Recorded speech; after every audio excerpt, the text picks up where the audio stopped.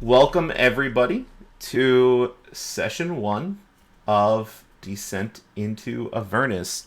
We had just finished as a group the road to Baldur's Gate, so I decided to start the episode numbers over because we're now officially in the actual campaign. I apologize for the delay tonight. We had some technical difficulties and a little bit of story stuff to work out, which will probably come up, and we'll talk about it in game. Uh, where we left off, I'm going to talk a little bit about this. I'm going to do a little bit of the recap for this week because I normally have you guys do it, but it's the start of a new thing, right? So maybe I should do some work for once. Um, so after weeks of travel, so the party started off in Waterdeep, and everyone has their own individual reasons for doing so. Uh, but the party began traveling down the trade way to make their way to Baldur's Keep, all with a common theme of there being rumors of fiend related activity in Baldur's Gate. Uh, the journey was a bit arduous, to say the least, and even had a casualty in the form of Duncan, Edmund's squire. However, many things validated the journey here. There were definitely signs of fiends along the way and cultist activity. Not something you generally get when going down the road, including Eldrin's ability to sense fiends, specifically actually picking up fiends in Baldur's Gate. So, the whole journey here and the struggles for making it here have been validated. There does seem to be fiends in Baldur's Gate. Since arriving at Baldur's Gate, the party has spent some time recovering from their journey, and each of them have done a little bit of diving into their own reasons for being here and looking into potential fiendish incursion. There hasn't been much information on the fiendish activity in Baldur's Gate. You obviously know it exists here. It just seems to be well hidden and obscured. However, something interesting happens a little more than almost 3 weeks into your stay at Baldur's Gate, and it's the first time you're hearing of this. You start to hear rumors on the streets about El Terrell suddenly vanishing. People are saying things to the level of there's a crater where El Terrell once was, to the city has literally just disappeared off the map.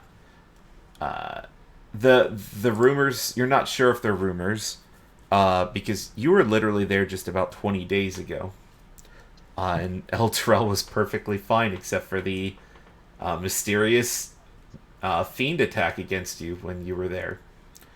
But the city was certainly there just 20 or so days ago.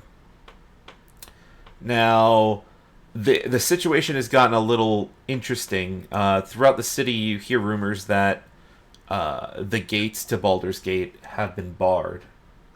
The gates to the city entering and leaving have been completely shut down. This is because there's been a large influx of refugees, presumably from El Terrell, that are coming to Baldur's Gate seeking refuge. Now, your group hasn't really heard much beyond that, but one day, a again, this is very shortly after you're kind of hearing these rumors. Uh, a mercenary from the Flaming Fist kind of approaches your group and tells you, he kind of presents a paper to the party and says that you have been summoned by Captain Zodge and that you were to report immediately to the Basilisk Gate. Uh, Plus cave. no, the Basilisk Gate, which is the main gate to Baldur's Gate. Are you all on the map right now in roll I 20? can see the yeah, I Yeah. can see the map. Cool. So you would know that the Basilisk Gate. Actually, you know what I'm gonna do? We're gonna unmark it on the GM layer. Boom! That's the Basilisk Gate. You all see it? Nice. Yep.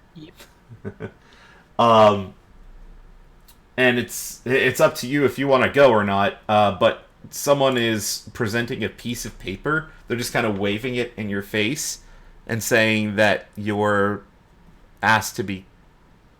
Your presence is required at the Basilisk Gate.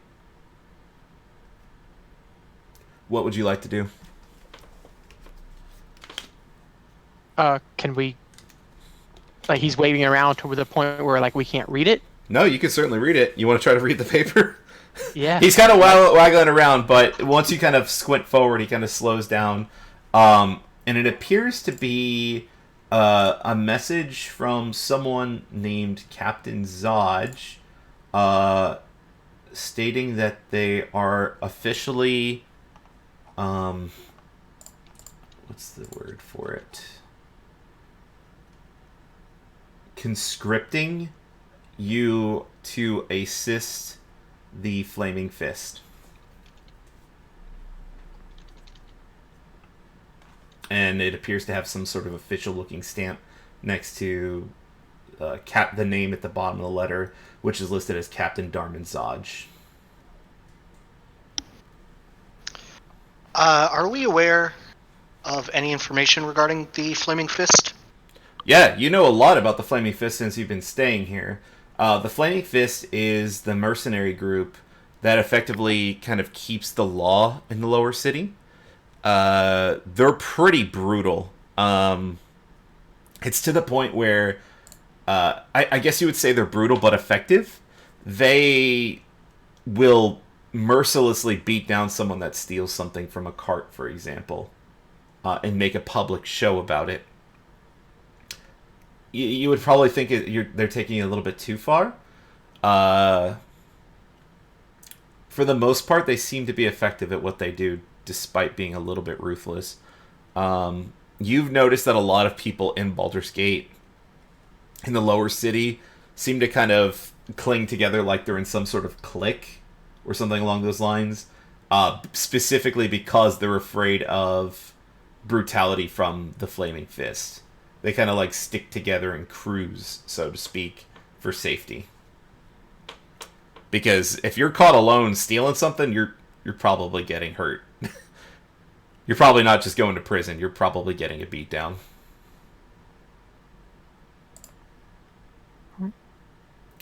But yeah, he's kind of sitting there with the letter. Kind of. Can I insight check this guy? Yeah, See if go ahead and he's, give me an insight check. Nope. Whoa.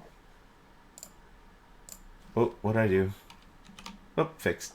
6. So, he looks impatient. And that's about all you could really gauge. Like, it's pretty obvious to everyone that this guy's just like, come on. Right.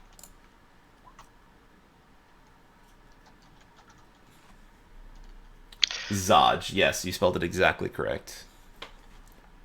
Nice. Cool. So what do you think? Yeah. Guys? We should probably at least go hear him out. I'd rather not inflict any of their wrath on us. I mean, why us? Yeah, that would be my I first would question. ask. The guy shrugs. He says, "It's captain's orders. I don't question them." Yeah, it's probably not a question for him. It's probably a question for Well, Zod. I would ask, how does he know it's us? Was he? And How does Were we this guy asked? know Were we it's asked us? by name or? I was told to come to... I don't know the name of the tavern you're in. Let's come up with... we're going to go with the Orange Leather Tavern. The Orange Leather Tavern. I was told to come to the Orange Leather Tavern, look for the person with the really spiky horns in the group. He kind of looks over at Antimila.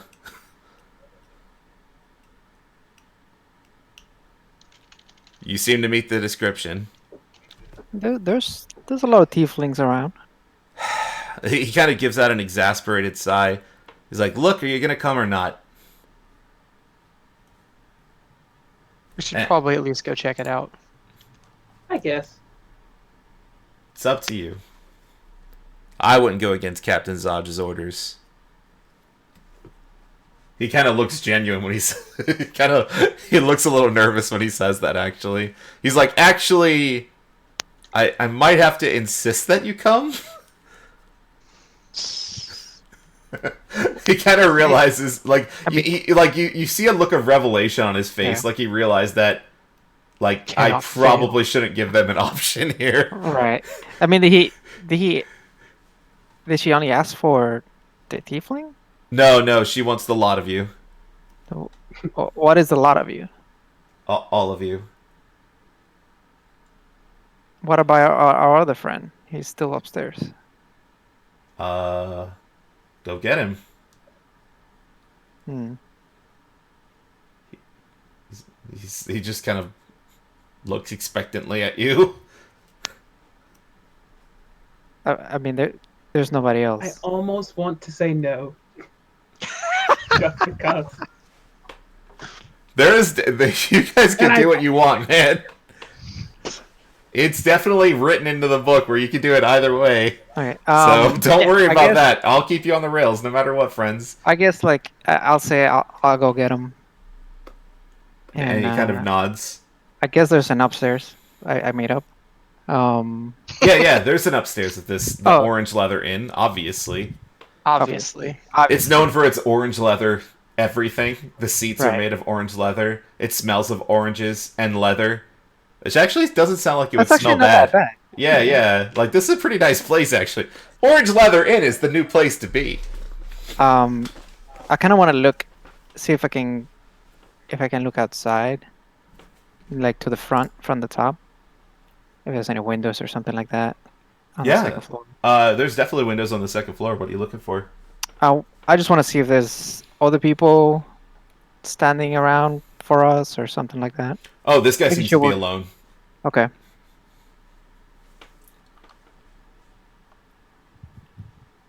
All right. If that's the case, I'll just head back down, and I'll say, "Oh, he's just not feeling well today. Oh, We can just go." okay.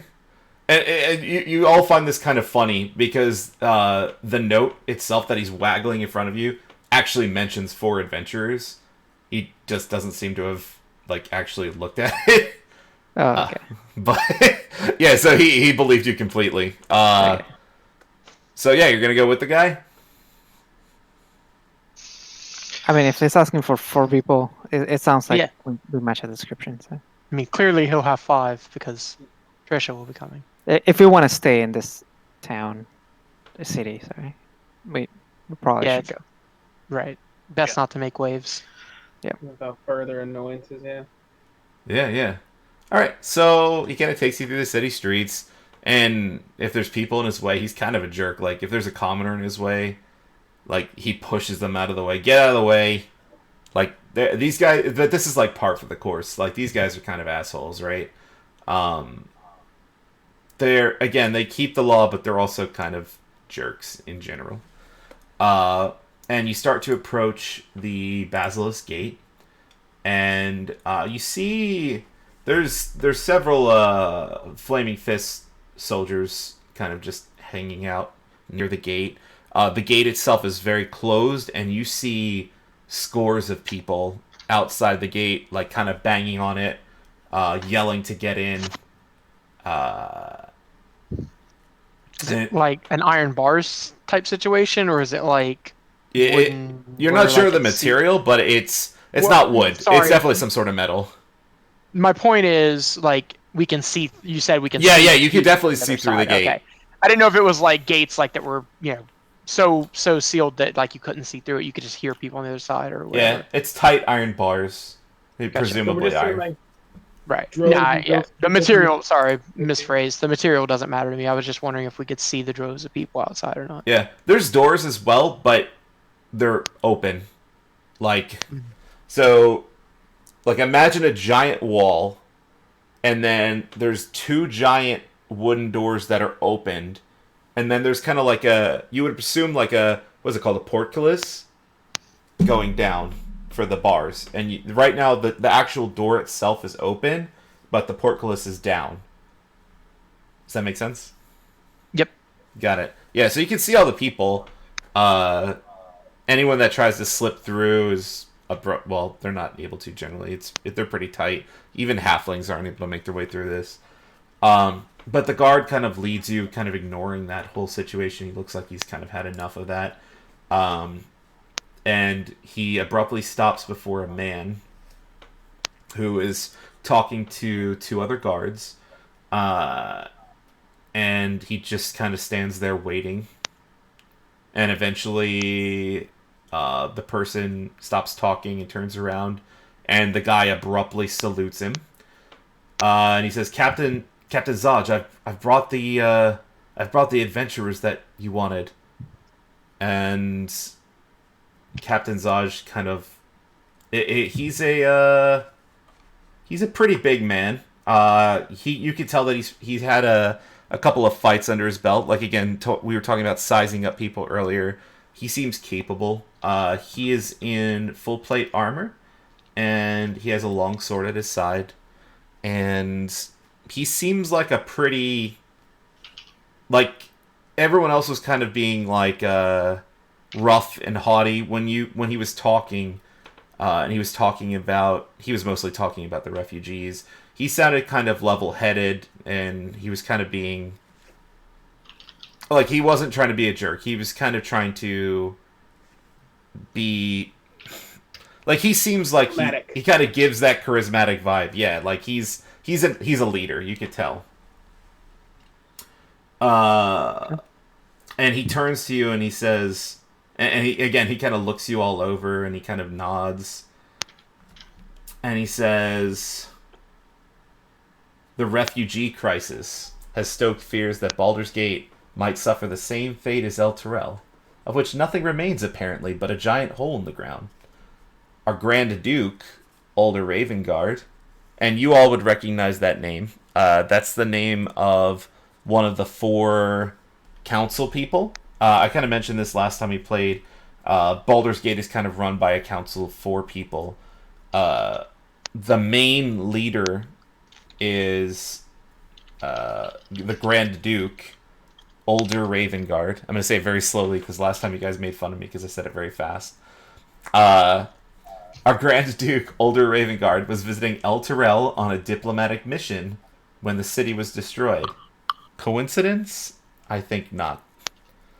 And he pauses for a moment. He's kind of still looking over the group.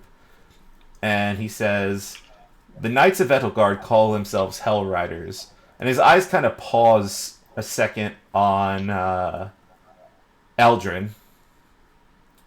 And he says, a few of them escaped the destruction and think we're somehow to blame for El Terrell's downfall. And he says, what a bunch of self-righteous rabble-rousers. We're arresting them on sight, but that's left us short-handed to deal with another problem. For that, I need your help. And he kind of holds up his hand for a second, and he kind of does a motion like he's waving people over. And a couple of moments pass. Do you guys want to do anything while those few moments pass? Wait, waving a couple people over. Are we like inside of a different room? Or are we still? You're outside right now. Yeah, you're standing outside right now. So we could probably see like a bunch of people like trying to push in to get to the gates. Can I sort of, kind of squirrel off to the side and see if I can see a dwarf one, and then talk in Dwarven to see what happened in their description of what happened and why they're trying to get into Baldur's Gate. So if you try to leave the conversation, the captain is going to kind of tell you to stay. So if you try to walk away, like plainly, you're going to be asked to stop. If you're trying to be stealthy about it, I would want a stealth check. Not a chance in hell. Yeah. But outfit or tinkling in a fucking no, that's not gonna happen. Go for it. So is there anything else you want to do? You said wait, Elion just said. You said they were blaming the Hell Riders? Yeah. Okay. So moments pass, And the captain points at you, Eldrin. Wait. I don't have the brooch display. I usually cover it. So Wait, you cover it? Oh, now. Yeah, because it was giving me too much attention in Eldro, so I covered it afterwards. Okay. So Yeah. all the play. Yeah, I that don't was keep a it. thing. We had a whole party over it. Yeah, we had a party, and I was like, you know what? That's enough of me of that. All right. So never mind. That doesn't happen. That whole Okay. situation I just gave you, he's about to throw you in jail. Yeah, I figured. I was like, let me make sure he remembers. I didn't remember. Okay. What were you about? Someone was about to say something? I wanted to add, so I was confused because somebody tried to confirm something and it seemed to confirm contrary to what I thought. So the Elturel, apparently this thing happened, right? Now there's all these refugees. Are the Hell Riders being blamed, or the Hell Riders are blaming the city of Baldur's Gate? Yeah, so apparently the Hell Riders are blaming Baldur's Gate. Okay, that's what I thought, but I swear somebody else just said the Hell Riders are being blamed. Oh, okay. Very different. Blamed. Yeah. Yeah, they're being no. blamed by The the Hell Hell Riders Riders, are- but Yes. the Flaming Fist people are not having any of that nonsense. So the reason he was going to throw him in jail was because he wasn't about that life. So you would know. So he says that so the last thing he says was, for that I'll need your help. We're gonna retcon everything after that because Yeah. he was gonna call guards to arrest you, which would have been really awkward, really fast. I kind of got the feeling of that, so I'm like, let me make sure. All right, so that doesn't happen. So he says, for that I need your help, and he says, I'm conscripting you. I'm drafting you to aid the Flaming Fist in these trying times. And he says, I suggest none of you have any objections to that, right? Why us? We're just passing by. Never been conscripted. There's always room for one. And he kind of laughs, and he says, I've had eyes on you since you entered the harbor. I've watched your movements. I have soldiers everywhere. You're not normal adventurers. You seem very capable. There's plenty of capable people. That's a really nice bow you have there. I mean, yes.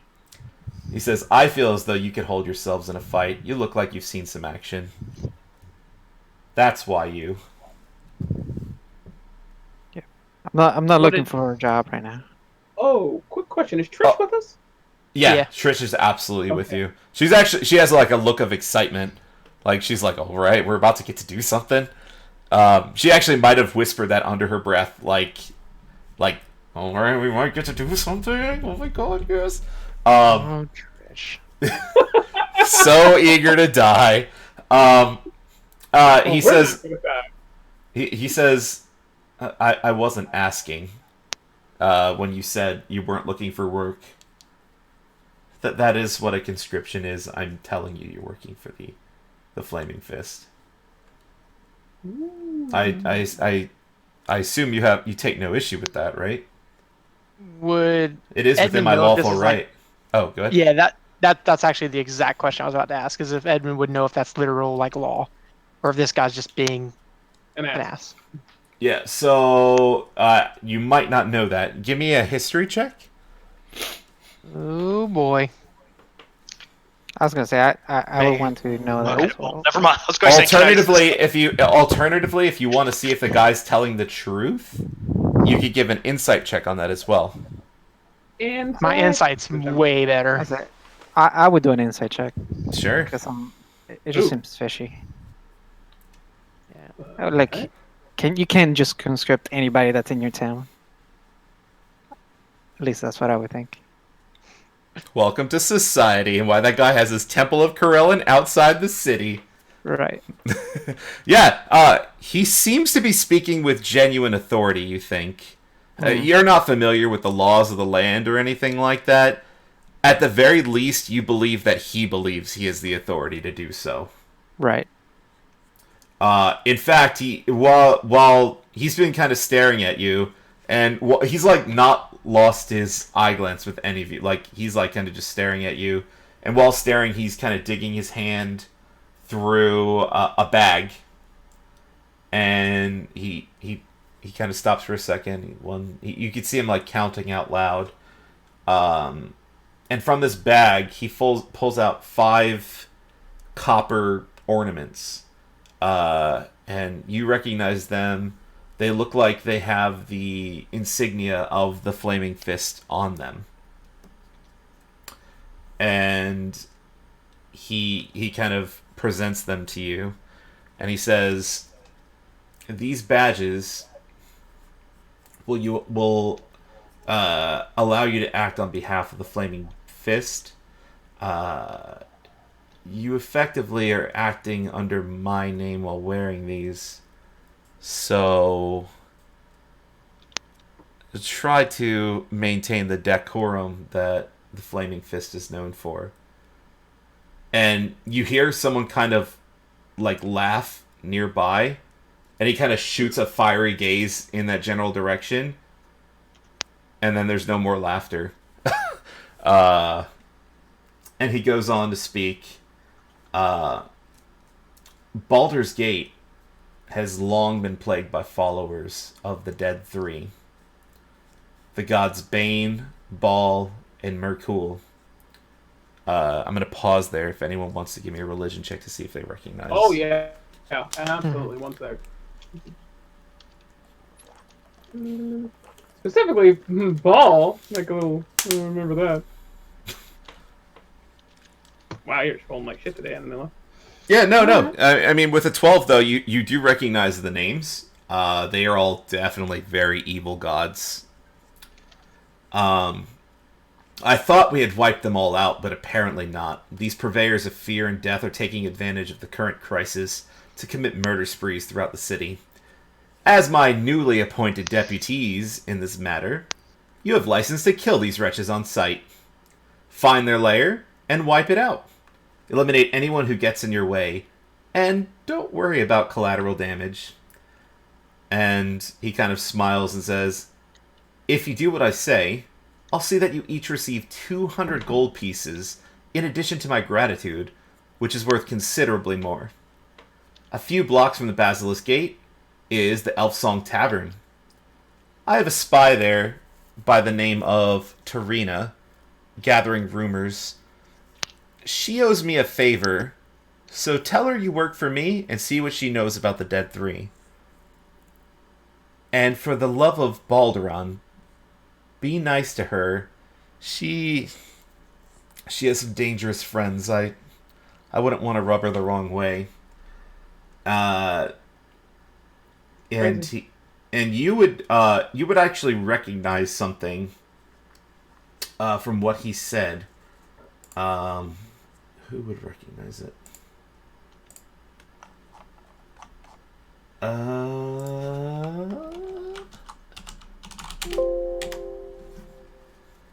Never mind, I'm not going to say anything.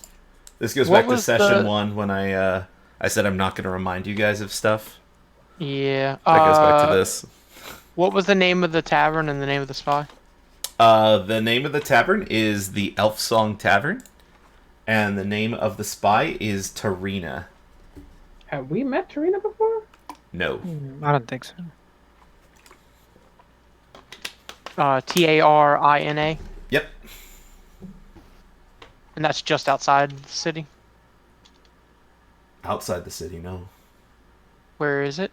It's Sorry. in the city, the Elfsong Tavern. Oh, I thought you said just outside the city. Wait, did it? Got it. I don't know. Maybe you didn't. No. Yeah, I definitely look at it. I see it on the map. And he says it's actually near here.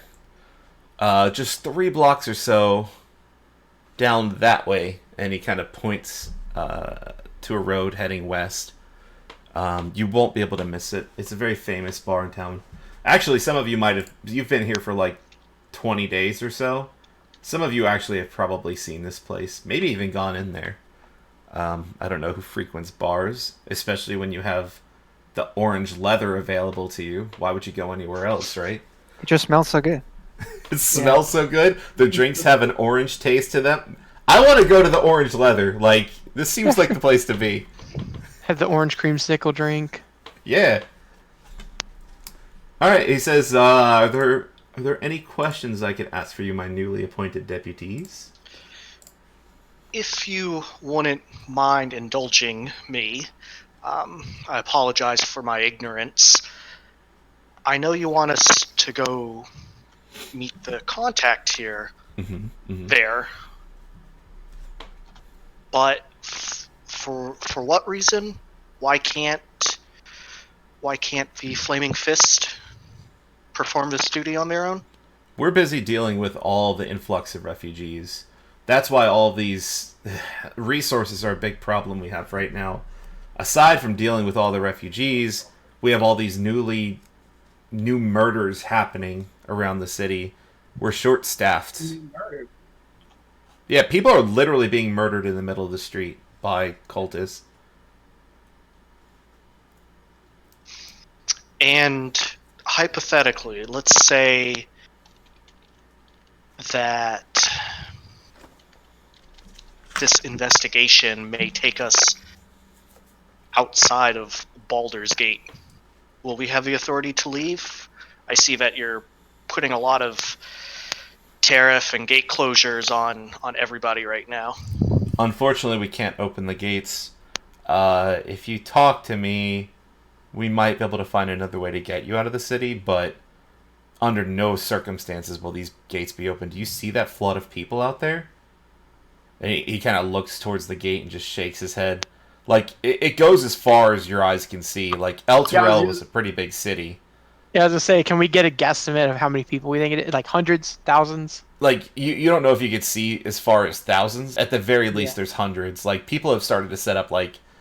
The outer city was already kind of like a makeshift city scenario. Like, the buildings there are not great. It's kind of ramshackle. Right. And there's people, like, setting up tents among, like, an effective tent city. So it's really crowded. It definitely looks like these guys have their handful. Or these guys have a handful to deal with. It's... And you've seen it. Like, again, there was a couple people that you think got in because you were able to hear the rumors yourself. But they shut that down really quick after they realized what had happened. They've got So it looks like LA. What? So it looks like LA. LA? Like with all the hobos and the tent cities. Looks like LA. Oh, LA. Yeah. I thought you said like LA, like, you know, like the Hawaiian lay. Yeah, I'm like, what are you talking about? That's what I thought too. I was very confused. Wow, too real. Cool. I don't like it. From this whole conversation, my apologies, but the only I did not catch early in the conversation, the captain said that the refugee crisis was out of control, and that the Grand Duke ordered Ravengar something, and I completely missed what he said about that. It's because I was Like- making fun of the fact that you guys made fun Yeah, of the fact that I think that's true. But after that, we started talking about the Hell Riders and all that stuff, and I completely missed how the Grand Duke factors into this at all. Yeah, so apparently the Grand Duke was on a diplomatic mission from Baldur's Gate to El Terrell. You don't know the So exact he disappeared. So he disappeared when the city disappeared. Yeah, you're if you put things together, you would suspect that's possibly the reason why the Hell Riders blame them, because there was a person from Baldur's Gate there when... Right. Yeah, so something's maybe fishy there. But he's the Grand Duke of the city. Like, he's literally the head honcho. The way that things work is, when it comes to matters of law in the city, all of the dukes of Baldur's Gate get one vote, but in the case of a tiebreak, he gets two. So he's kind of a big deal. He's the only guy with tiebreak power. Gotcha. Okay. Pretty cool. high ranked. So yeah, not definitively disappeared, but nobody's seen him since. That's correct. Cool. That's what I needed. All right, I'm good. I'm caught up now. And then, so outside of character, they just aren't letting anybody in. Yeah, it's no. not even like, okay. Yeah, Yeah, no, we're it's technically out because they can't open them to let you out. Otherwise, True. people will flood in. yeah, they are very, very afraid, especially in this type of environment where you don't know what capabilities people have. Like, this is a place where people could use magic and stuff like that. Like, there's a whole bunch of people out there, and they have no clue what they're able to do. There's so many of them. How are they going to vet them? The lower city itself was already flooded. They just don't want to deal with that. And they don't even treat the outer city as part of Baldur's Gate. So they don't care if the outer city has to deal with it. Pretty much everyone that's inside the walls is all they care about. Okay, cool. Yep. Any other questions or thoughts? If not, what would you like to do? I mean, I think I would start walking towards the direction that he pointed us to. Yeah, sure. And again, you guys will know where this is. What'd you say, Yeah, Derek? Derek just bows gracefully and bids him adieu. I expect to hear good things soon. Don't keep me waiting too long. All right. So you guys are going to go to the Elf Song Tavern? Yeah. I mean, I would pause along the way. Yeah, you guys... What do you guys want to talk about as a party? So Does we're it seem like conscripted, anybody that's is... fun. What was that? We're conscripted. That's fun. Right. Not where I thought this was going to take me, Yeah. but You guys seem to be taking this in stride. Well, the law's the law, Everybody so. should get conscripted at least once in life, right? So you kids, society. I don't get it. True. Yeah. You're used to living out in the woods. You're like, what is. Like you guys are just like, all right, now you're slaves. Great. Well, we're getting paid. And to After be the fair. Yes. But to be fair, was more on board when he began mentioning cultist activity, because if these cultists are worshiping these dead three, these could align with our own goals. So That's why I there shot should them be out. no harm. Yeah, there should be no harm in investigating it. Yeah, Yeah. he did mention that they were one of the ball. Sounds familiar. Remember the little Yeah, ball we have there? I know definitely one of the idols was. Was the He idol also- ball? Is that what it was? It was, somebody It was one of them. That's something from. Well, ball. we only have one idol. We have two. The daggers are Orcus. I know for a fact. I don't remember about the idol. I'd have to go back into my notes. the idol was a Yenigu. Oh, never mind. Okay, Yeah, It was- I think But- I think we've heard the name ball before. we definitely heard it. Yeah, definitely throw around for Um, something. Wait, what'd you But- say? The idol, well, not the idol, but like ball. We ran across that name once before in this campaign. Where? I wonder. I hope you all remember. I want to check my notes, but I can't seem to search them properly. I was going to, I hope it's you, Kenny, because my note said Edmund finds cultist info about Ball. Wait, what? What's that? What session? Last session, during Okay. your stuff, you had asked around and they gave you some info. Yep. All I have is cultists of Ball, Merkel, and Bane may be active. Yeah, so that kind of matches up. Yeah. I guess that gives the Yeah. guy more credibility to you. Yeah, that's fair. But yeah, I also heard that there was cultists around. So and I'm not sure about you guys, but personally, I need to try to get to that wizard tower near Candlekeep, and if I'm stuck in this city, I can't do that. So I'm gonna, hopefully use this to my advantage and find a way out of here. well, at the Well, very he's- least, He We'll said be he able wouldn't to- open the gate. He didn't particularly say we couldn't leave the city, just that we couldn't go through the gate. Right. can He said find come ways. back. Yeah, we may be able to get him to help us get out. well, we should also be able to get to the upper city now that we're in True. official business, right? That is a good point, perhaps. You got fancy deputy badges. You don't know what evil you could use them for. Right. If we work hard, we'll become his favorite deputies. You're my favorite deputy. Is any other personnel of the Flaming Fist like very apparently following us or like escorting us? No, they seem they do seem genuinely busy. Like Okay. before, you saw Flaming 'cause- Fist people just running around like being jerks to people. You don't see a lot of that right now. They seem to be at the gates. They're regularly positioned, but they're not like patrolling. There's not a high availability of them. It's a lot less than you're used to.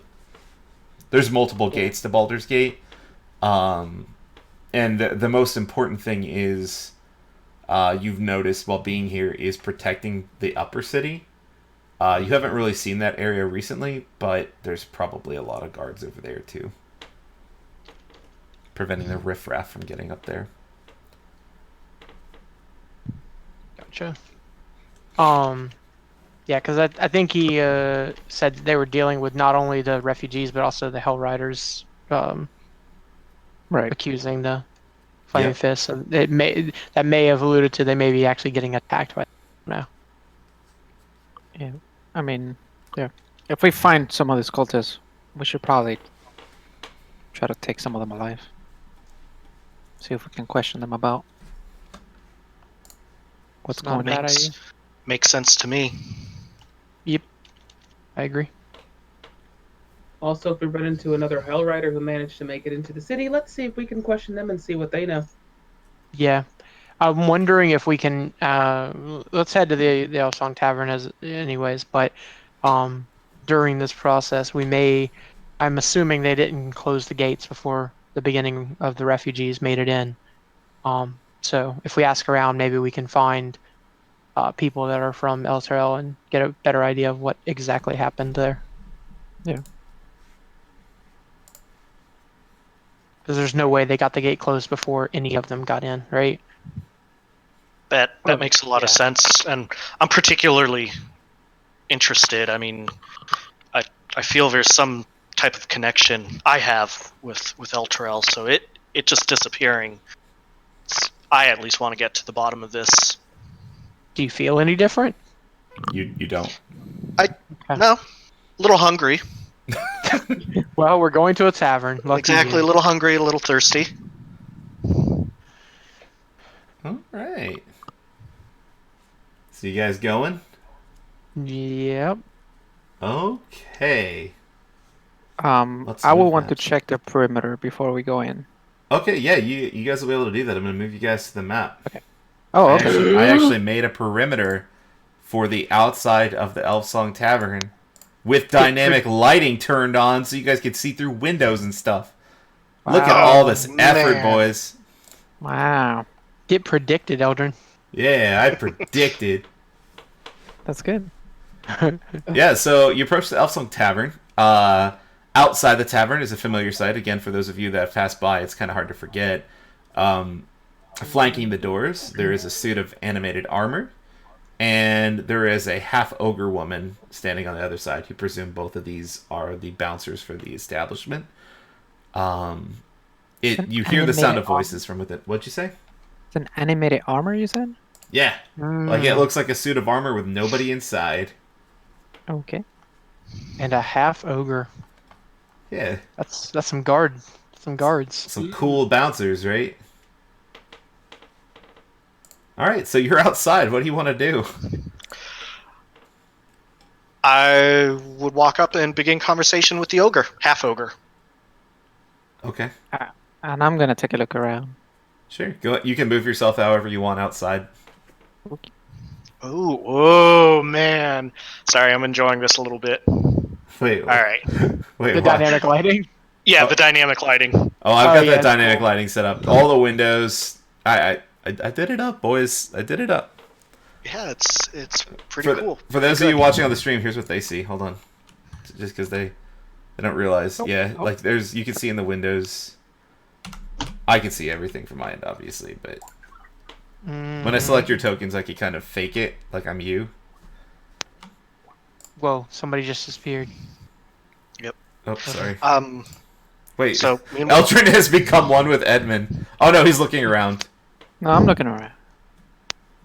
cool. Ah, gotcha. I just kind of walk up I like she- the Go, chefs. Hail, how are you? She's just looking forward and ignoring you. Mm. She has like her arms crossed, like she's like the resting bitch face is real. Like she's just like wants nothing to do with you. Okay. And I probably even say it in like that, like, okay. Um, I like the I chef's hat. would.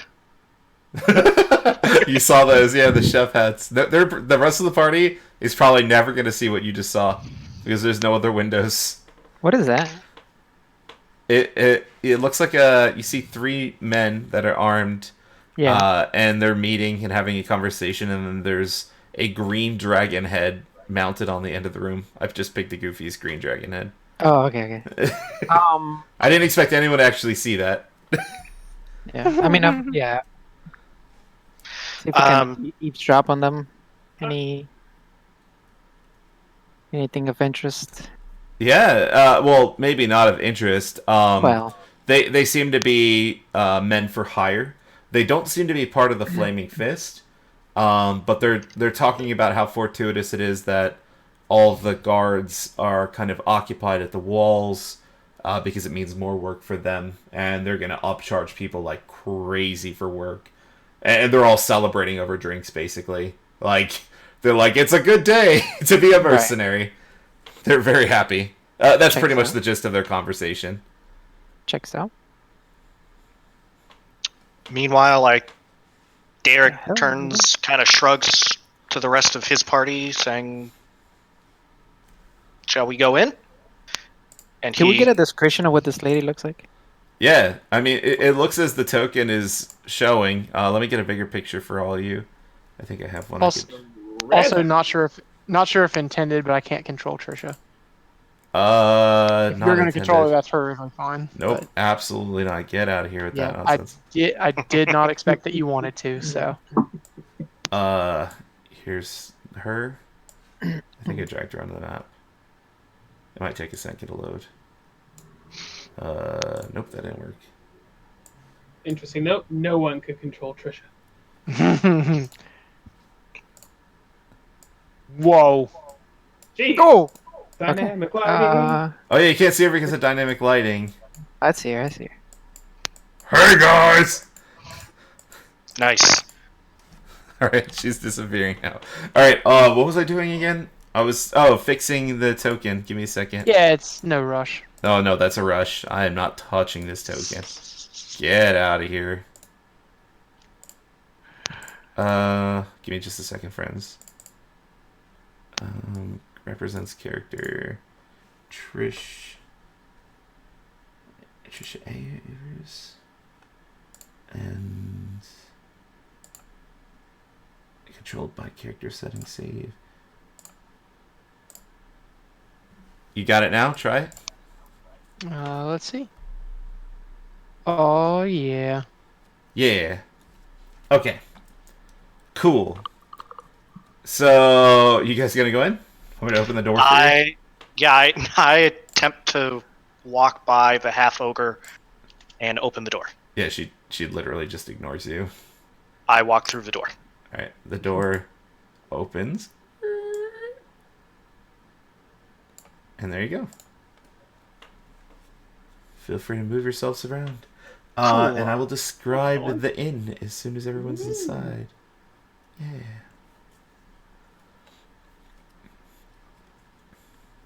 I just want to make sure nobody steps on the trap I placed. So. Trap in the inn. Alright, so when you enter the inn.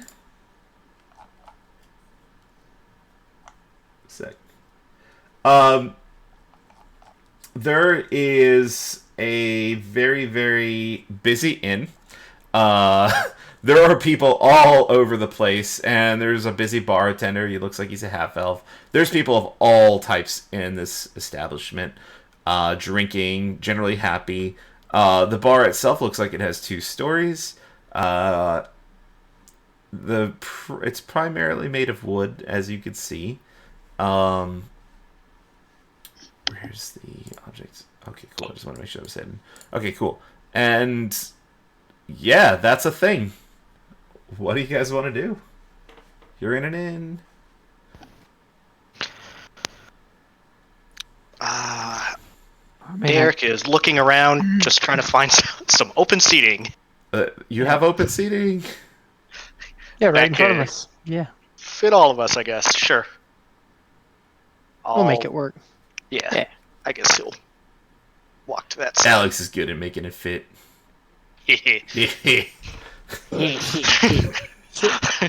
Were we given a description of Tarina? No! And Yeah. nobody asked. yeah. Yep. Nice. Yep. Yeah.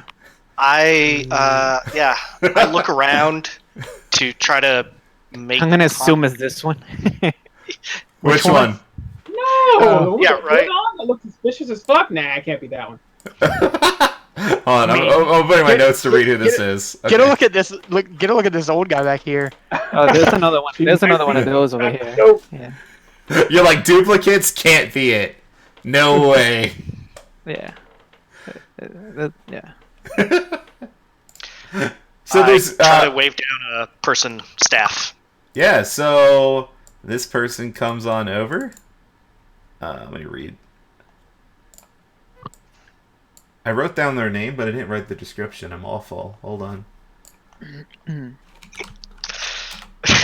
Oh, yeah. So it's a guy, and he approaches you. He says, "Hi, I'm Fulton. What can I get you?" Take a round of your strongest ale for the table. Sure. Be right back. Fulton turns around. Huh. And avoids all questioning that was probably about to happen. Yeah. It starts getting booze. A few moments later, Fulton's actually pretty quick with service and puts a bunch of cups on the table for the group. Trisha kind of looks at Edmund nervously. Hey, how old is Trisha? She She old enough to even drink? yeah, she's definitely of age. Oh, gotcha. But she looks at you nervously and then looks at the drink and then looks at you nervously. Edmund does not drink, so he would probably push his over to. Like the second she sees you doing that, she does it at the same exact time as you and nods. She just nods. Dylan now has 3 drinks. And Fulton says, "Do you want to open a tab or pay now?" We'll How open much it. is this? Tab, all right. 1, 2, 3. Put under Antamilla with the flaming fist. All right, on to Miller with the flaming fist, and Fulton goes about his business. Nice. Excellent. So what do you think, guys? Should we try to make friends, or I mean, I think we should get a lay of the land in case things go sour. Yeah. So if we take a glance around the room, how many people look like of the commoner variety, and how many look like of the adventuring variety? As displayed. Okay, cool. So, yeah. So I mean, I saw another group of 3. I'll relay that to the party.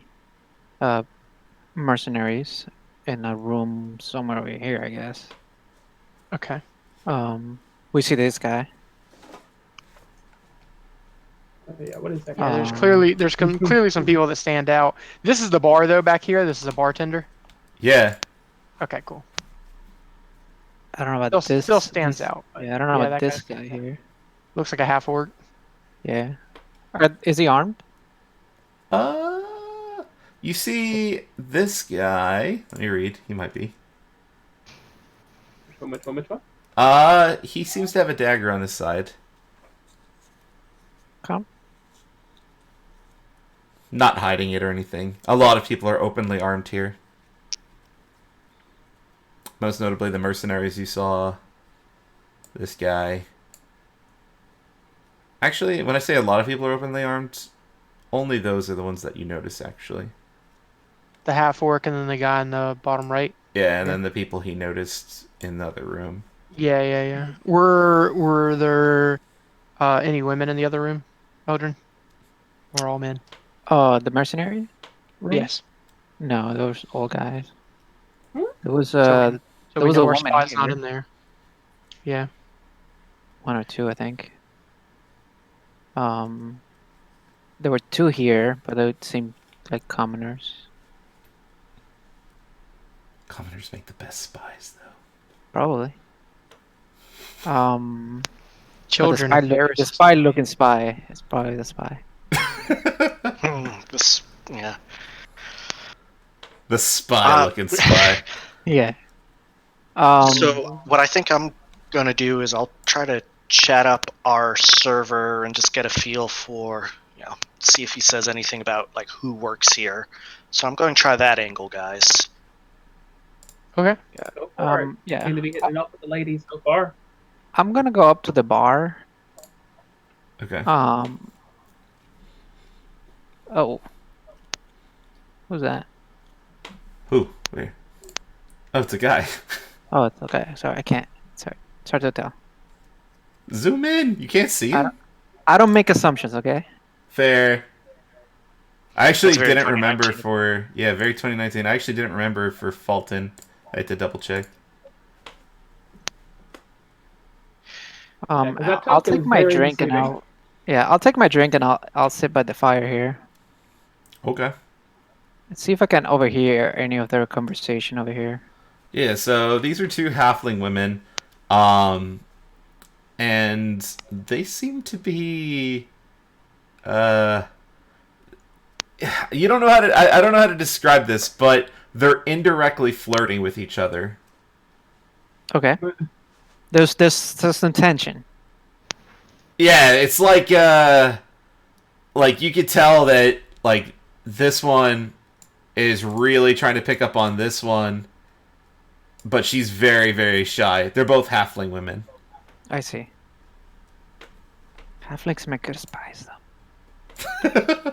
Oh, they can get in all those small places, yeah. And this one has a weird habit of like in the middle of conversation, she'll just start kind of flipping a coin while talking. It's really like a nervous tick sort of thing, you think. Hmm.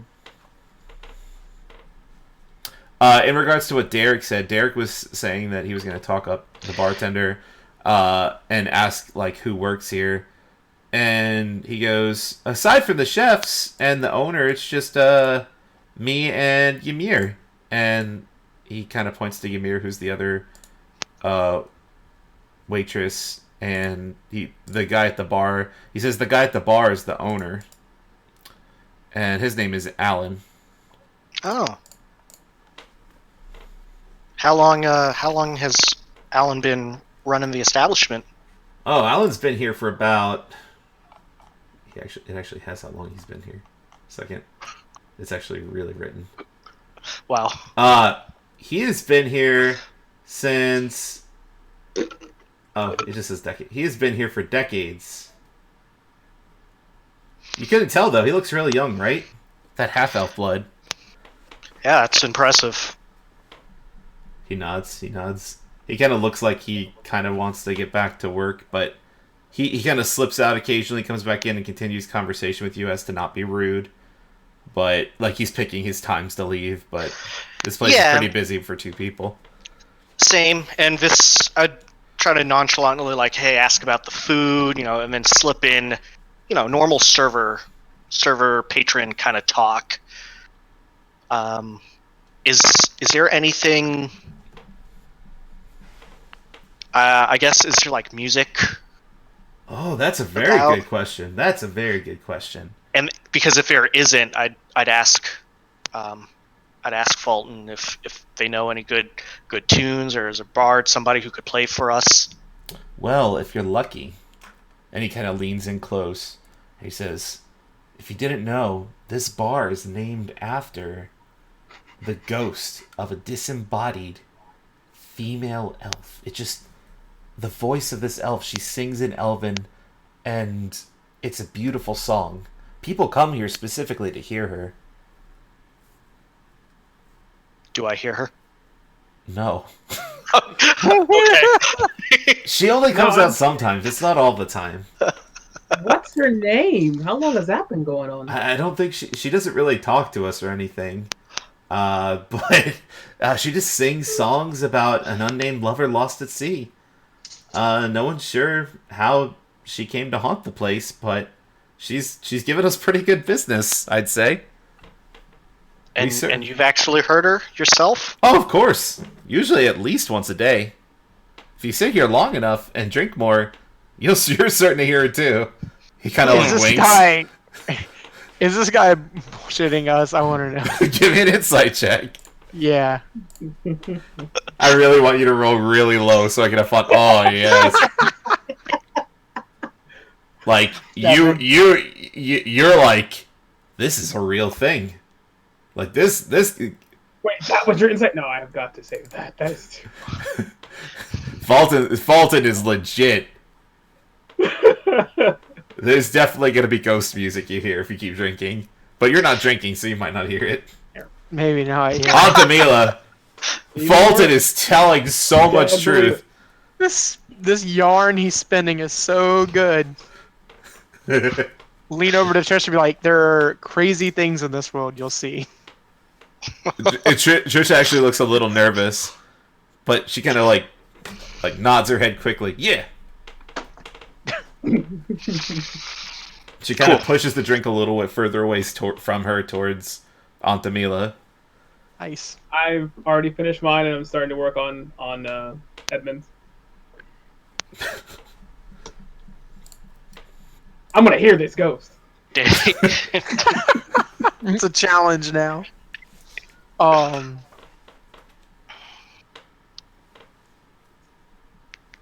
So Fulton keeps coming back.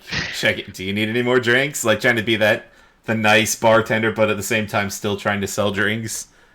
Line up 2 more for me. All right. Fulton brings you 2 more drinks, noticing the still full one on the table from Trisha not drinking hers. But There's a second floor to this place? Yeah, absolutely. I'll probably go check that out. Sure. Yeah. Excuse yourself while we... Yeah. You're going up to the second floor? Yeah. Alright, let me move you to second floor. Okay. There you go. Explore all you want. Welcome to the second floor. It's dark. Oh wait, no, I'm here. You have to scroll down. I put it on the same map so I don't have to split the party, which makes my life a lot easier. Yeah. Nice. True. Alright, what are you guys doing? Completely plastered. What's going on with the is that an old man at the top of the bar over there? Yeah, he's sitting in what looks like a comfortable sofa, like a solo situation. He's just chilling, drinking on what looks like it's wine. Just kind of not looking at anyone particular, just relaxing. I'm gonna go talk to the old guy. Okay, what do you say? He kind of ignores you. He's just kind of, he looks like he's people watching, like just kind of taking it in, just sipping. So, what's your story? He kind of puts down his cup and looks at you, and he says, "What?" It's like, what's your story? What are you about? I'm interested. I'm a people person. I want to talk to you. He picks up his drink and takes a sip and puts it down, and he says, "What?" He looks like you've seen some people. This guy is either like the stereotypical like sleepy drunk, or he's otherwise high or something. Like he's on a different planet right now. Nice. What are you drinking? He picks up his drink, takes a sip, and puts it down. What? And the I was bartender, gonna say, if he says what again, I'm gonna lose it. This is fantastic. the bartender overhears you, and he's like, "Oh, he's had a little bit much of the Elfquist wine. Just leave him be, unless you want to try some." Just moves on over here. Yes, I would like to try some. All right, it's a little more expensive than the drinks, but I'm happy to help you out. How expensive we're talking? 10 silver per glass. I drop 10 silver. All right. So he pulls out a bottle from under the counter, like it's not visible, and he kind of pours it in for you. He does like the fancy pour where he kind of turns the wine bottle as to not waste any of it, like so the whole thing gets in the glass. He goes, "Here you go." All right, so I'll drink this wine, I guess, or whatever it is. Yeah, it's wine. All right. And he says, "First time I've seen your face here. Welcome to my tavern." Yeah, it's a pretty lively place. I heard you guys have a ghost. Yeah, it's definitely true. If you wait here Okay, long enough and drink enough, you can meet her too. I'm gonna ask for another insight check. Sure. If that's possible. So good. Because it's definitely true. Just like, hold on. Alright. Did I actually? Roll a 1. Roll a 1. If I roll a 1, I'm okay. I have some insight check. Go to check it. If I roll a 1, I'll do something. Oh. Natural 20. Yeah, so you get the feeling that he's trying to be a salesman a little bit, like he's trying to get people to drink more drinks. But you think he's being honest about the ghost. Really? Yeah. Interesting. I Okay. bamboozled you guys. DM tricked. You guys didn't think the ghost was a thing. Get bamboozled. No, who would just honestly believe a straight up ghost in a world full of demons and tieflings and fucking dire trolls? Ghosts are not real. I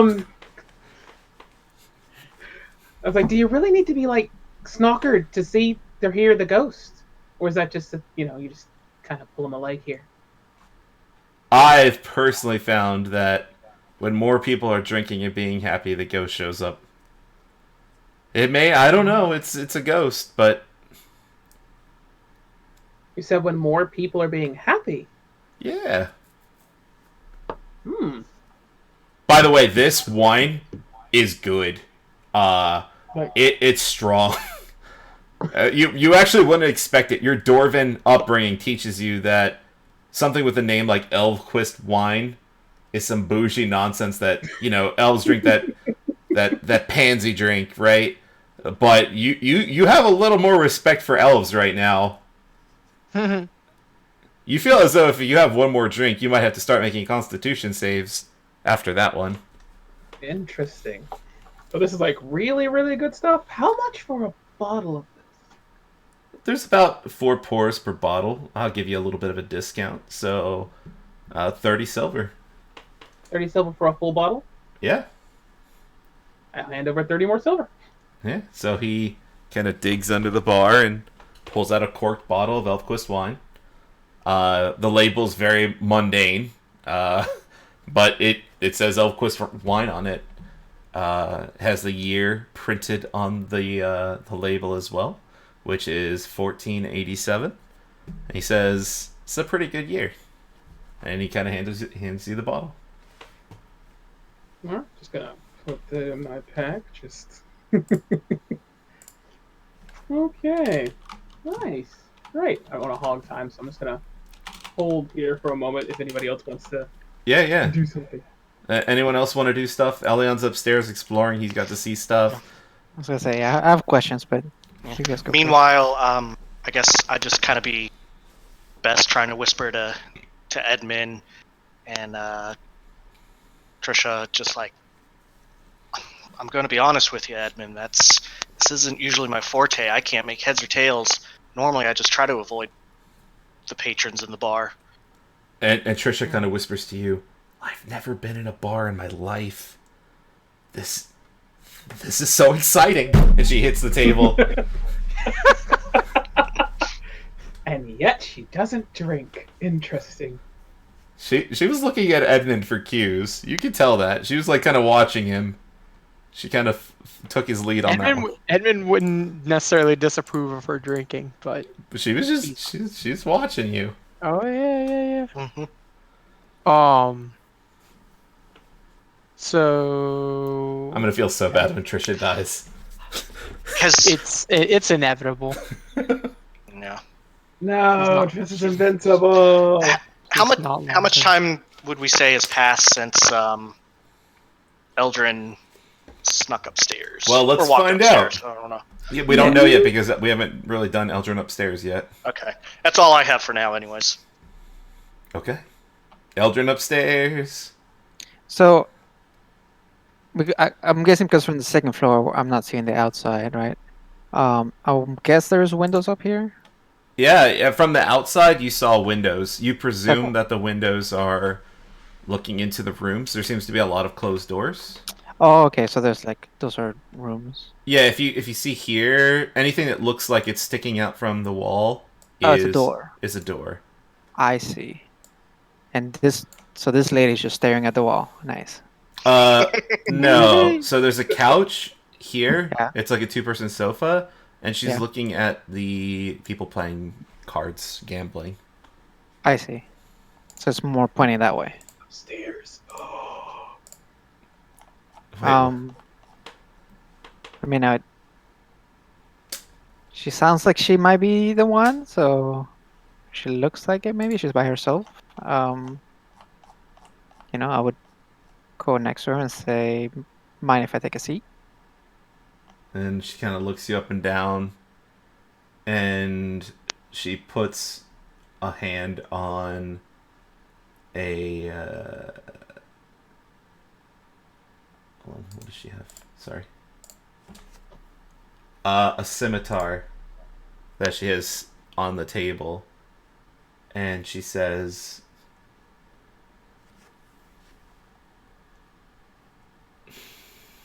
hold on a second. She says, did the captain send you? That's correct. She grips the scimitar. I just realized this is the most loaded, trolly question I've ever asked anybody. Okay. She picks up her scimitar and stands up quickly. And she says, choose your next words carefully, friend. Which captain? Which captain? Let's see who was paying attention to the Cap- session. Captain Saj. Hey, she looks like you could cut the card players stopped playing cards, and like everyone was kind of looking over in your direction, and the tension was really thick in the air, and she was like in a perfect fighting stance, like ready to go, and she just kind of she's oh yeah, there's more than one captain. That's right, yeah. And she kind of puts her scimitar back down on the table and sits back down. She says, why'd that guy send you here? What do you want? I mean, I would ask if Tarina is the name. And she nods and says, I. I'll sit down Alright. and I'll let her know that we're looking into the cultist in town, an official business, and he said that you might be the right person to have some information for us. Oh, interesting. How about this? I tell you what. And you kind of see her like looking around, like she seems to be waiting for something. And she says, look, if I'm kind of in a situation here, Mm-hmm. and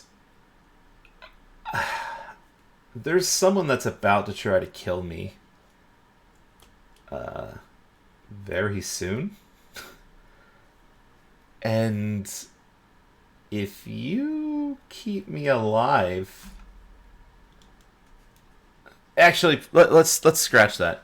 If you kill the people that are trying to kill me, I can tell you everything you need to know. Who are these people that are trying to kill you? That's why I asked if you were with the captain. She kind of slumps down on the seat, Ah, and she says, "You see, there's I guess you would call him a pirate captain, I suppose. Own a little bit of coin. Say a lot of coin. And he kind of wants to kill me. I don't think that's fair. I can pay him back." And you see the guys at the table over here, mm-hmm. and one of the random guys speaks up. He says, "You're gonna pay me back first, right?" And she kind of says, "Yeah, of course." She kind of waves her hand at him, and she kind of whispers, "Definitely not."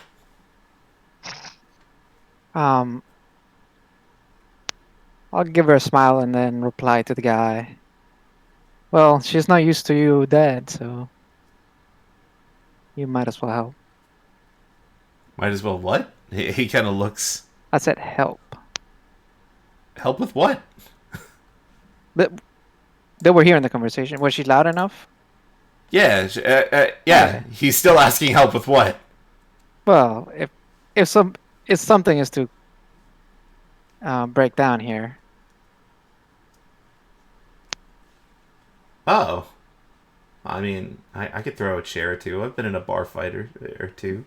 There you go. If you pass me a little bit of coin, I'd be happy to help. Or add it to your tab, Tarina. He kind of smiles. He's missing like half his teeth. I'll let her know that I'm gonna get my companions from downstairs, so I can fill them in, Sure. and I will do that. All right. And she sits there. She looks a little nervous, but then, like before you leave, she like has a little. She looks a little calmer. Like you saw her, she was sitting there. She was a little on edge. Well, you saw how fast she was quick to jump to Right. grab a weapon. So, all right, you're gonna go back downstairs and tell everybody. Yes. Let me move you downstairs. So, to answer your question, Derek, that conversation I'd say took about a minute, maybe two. Is there anything you wanted to do in that time? No, that still seems reasonable. Nothing alarmed. However, outside character, what type of authority would the Flaming Fist have? You're not necessarily sure. The things that you didn't really ask, but you've seen the Flaming Fist do lots of really messed up things without ramifications, such as physically harm people, break people's stalls, like kick them over. I will say that Captain Zaj told you that collateral damage doesn't really matter as long as you deal with the cult of the Cultist threat. yeah cult of the Dead 3. I think that's the name of it. But specifically beyond that, you're not sure. Okay, I think that's as much info as I need. Okay. Edmund, was there anything you wanted to do? Or Antamila? Because I'm about to do a thing. Okay. You're muted. You're muted, Kenny. My bad. Yeah, Oh. Edmund would be waiting on Eldrin's return to see if he found anything, basically, before making any other actions. All right. Eldrin, do you want to start to tell them the things? Yeah, I mean, I would tell them that we should head upstairs first and talk there. So, when you say you should head upstairs, something interesting happens. In the center of the room, a ghost appears.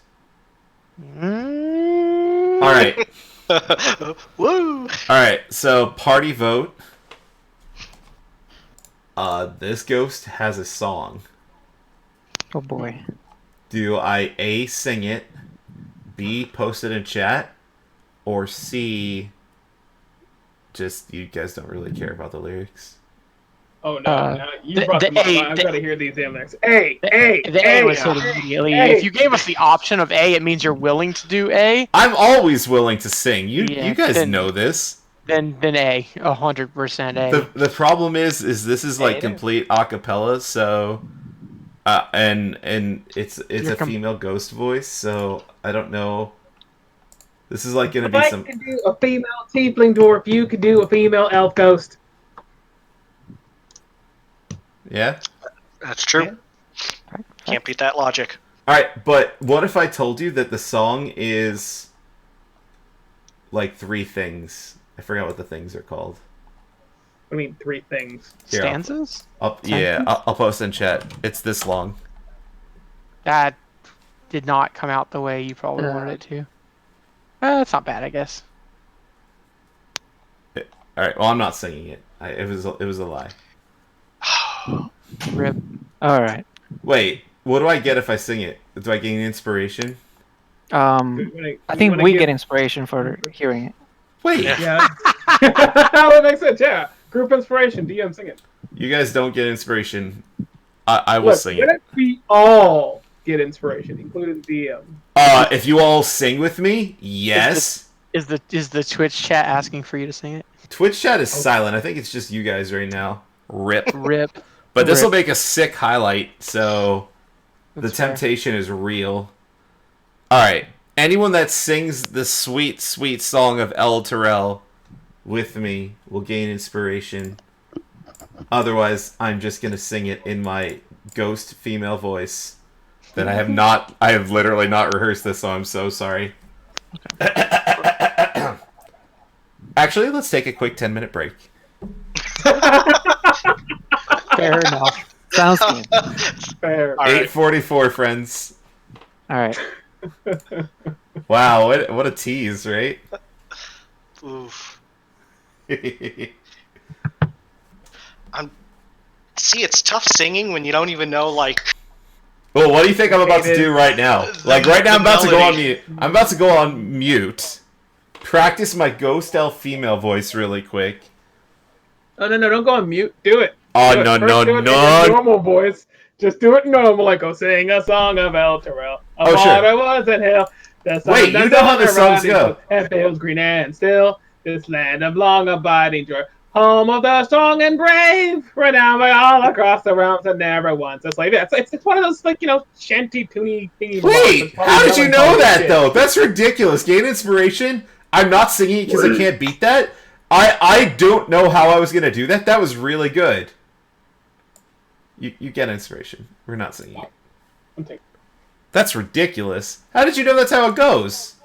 I mean, look at the cadence of, like, the little pitch, like, da-da-da-da-da, and just look at what rhymes or what goes with the next one. So, hill, da-da, still. Is it actually described like, this song is a shanty? Probably a melancholy shanty, not like shanty, but, it has a cadence to it, like one I imagine. Oh, so interesting. Well, this is going to come up. But yes, it is. It is exactly like... It doesn't say it, but I'm going to say it is exactly like Maurice did it, and I can explain why if it comes up. But interesting. Interesting. All right, I need to actually use this quick break, so I will be right back. Man, that was good. That's getting highlighted, Maurice. You're going to be internet famous. I highly doubt it because it was terrible. That was so good. It was terrible. I wasn't even trying. I was miserable. I mean, if you want to try it again, like with the full elf female voice, Oh, you want me to try and put on an elven female voice? Like mine was gonna be like, oh, like that kind of thing. I don't think I can pull that off. But let me just mute the shit out of myself real quick while you go take your break. Yeah, be right back.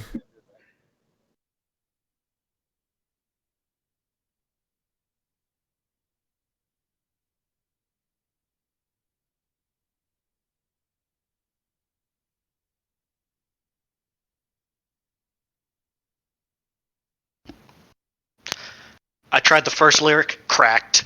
My voice just went burp.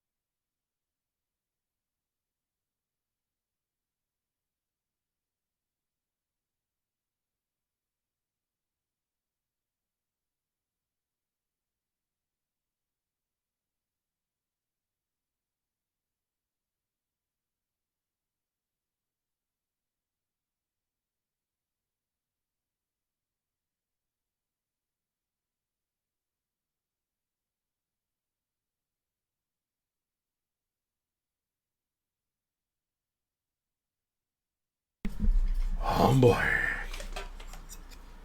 Me too.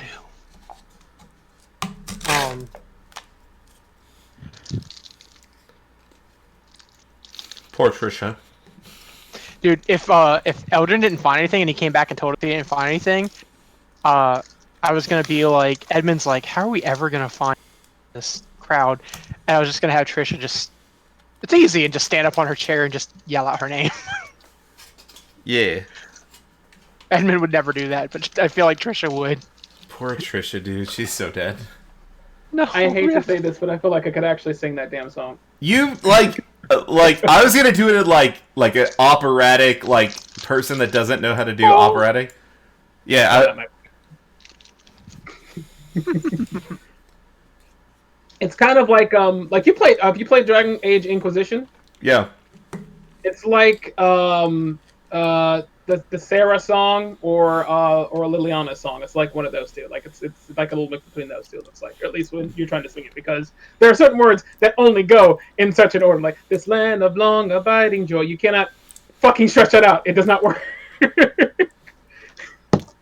Yeah, you're good at it. It's ridiculous. I don't understand how people are like talented with that sort of thing. Like I don't get it. Like I don't know how people could do stuff like that. Like just you looked at that and you were able to figure it out. Like I looked at this and I'm just gonna be like, all right, I'm just gonna go. I'm just gonna do the words. No anything. I'm just gonna go. They could have done it. I've heard you sing. It would have been fine. Well, I mean, my singing game is 10 out of 10. Like, I'm not gonna lie about that. But singing Ghost Elf Female, I'm not sure if I'm there. Oh no! Well, no. At that point, you just sing it at a slightly higher key than you would sing it, and maybe try and sound slightly European while doing it. Because I don't think that's gonna. I'm trying to hear that in my head. Ghost Elf Female Donald. It's not working. It's yeah, not coming see, up. I'm not capable of Ghost Elf Female. However, Maurice, I believe you're capable of Ghost Elf Female. But you already gave him inspiration. Is he gonna get double inspiration? He's gonna get something better than inspiration. Oh, see, now you can't tease me with that shit. Now It's not a tease. It's not a tease. It's real. Damn it. Okay, let me practice one more time. He's actually practicing. I love this. Also, oh my god, Kenny, I'm so glad Elion went upstairs. Oh yeah, why? Well, just because again, I imagine Derek is really, really clumsy. So I'm like, how would Derek go around trying to ask questions without bringing attention to himself? He would F this up, start a fight, get like. If you weren't here, I told Donald that if Eldrin hadn't found anything, then the way I was going to do it is Edmund was going to be like, "How are we ever going to find this person?" And Trisha was going to be like, "It's easy," and she was going to stand up on a chair and just be like, "Hey, Tarina!" and just yell. Because it seems that's something she would do. That's good. That's good. Because the thing is that might end up getting her in trouble. Depending Guys, on you're not supposed to allow social anxiety to translate into game.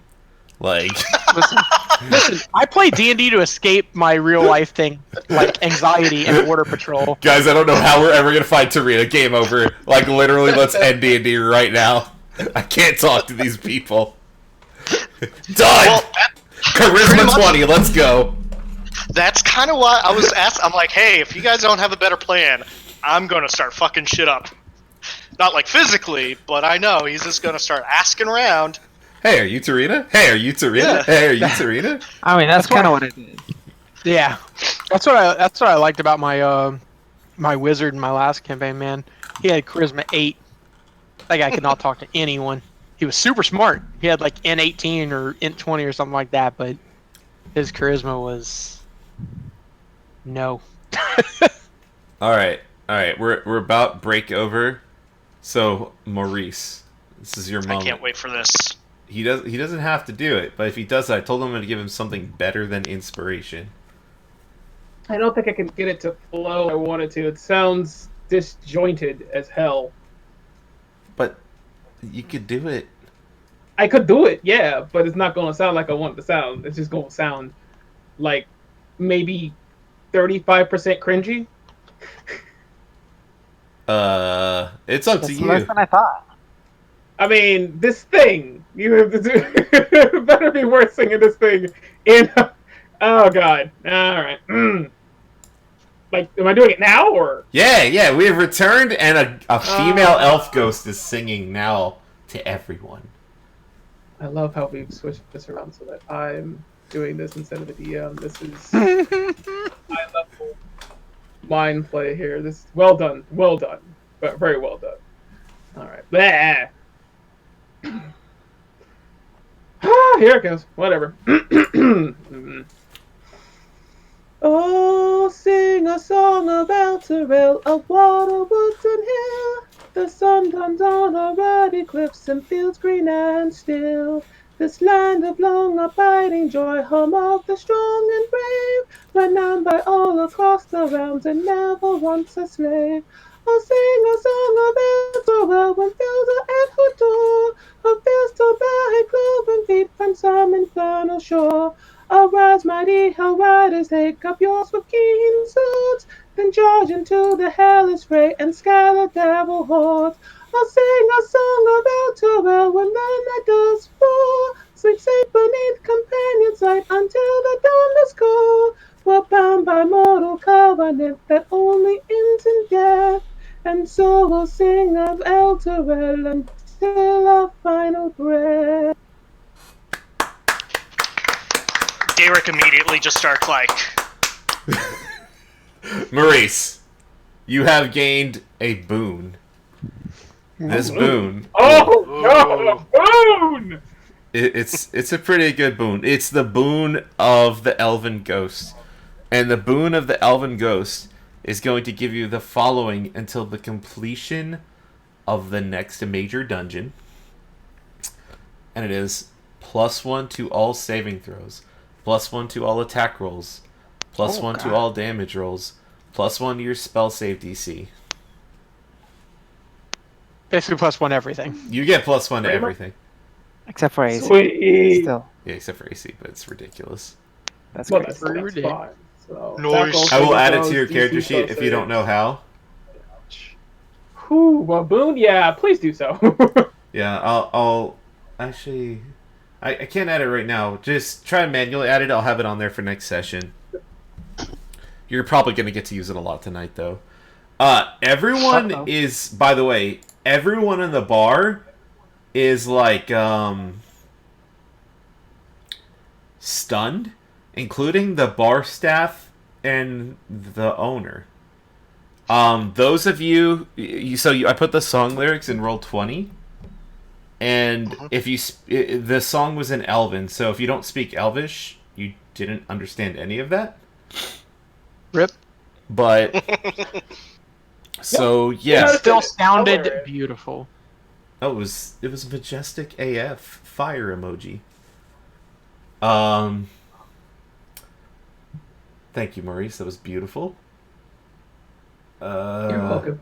And the ghost disappears.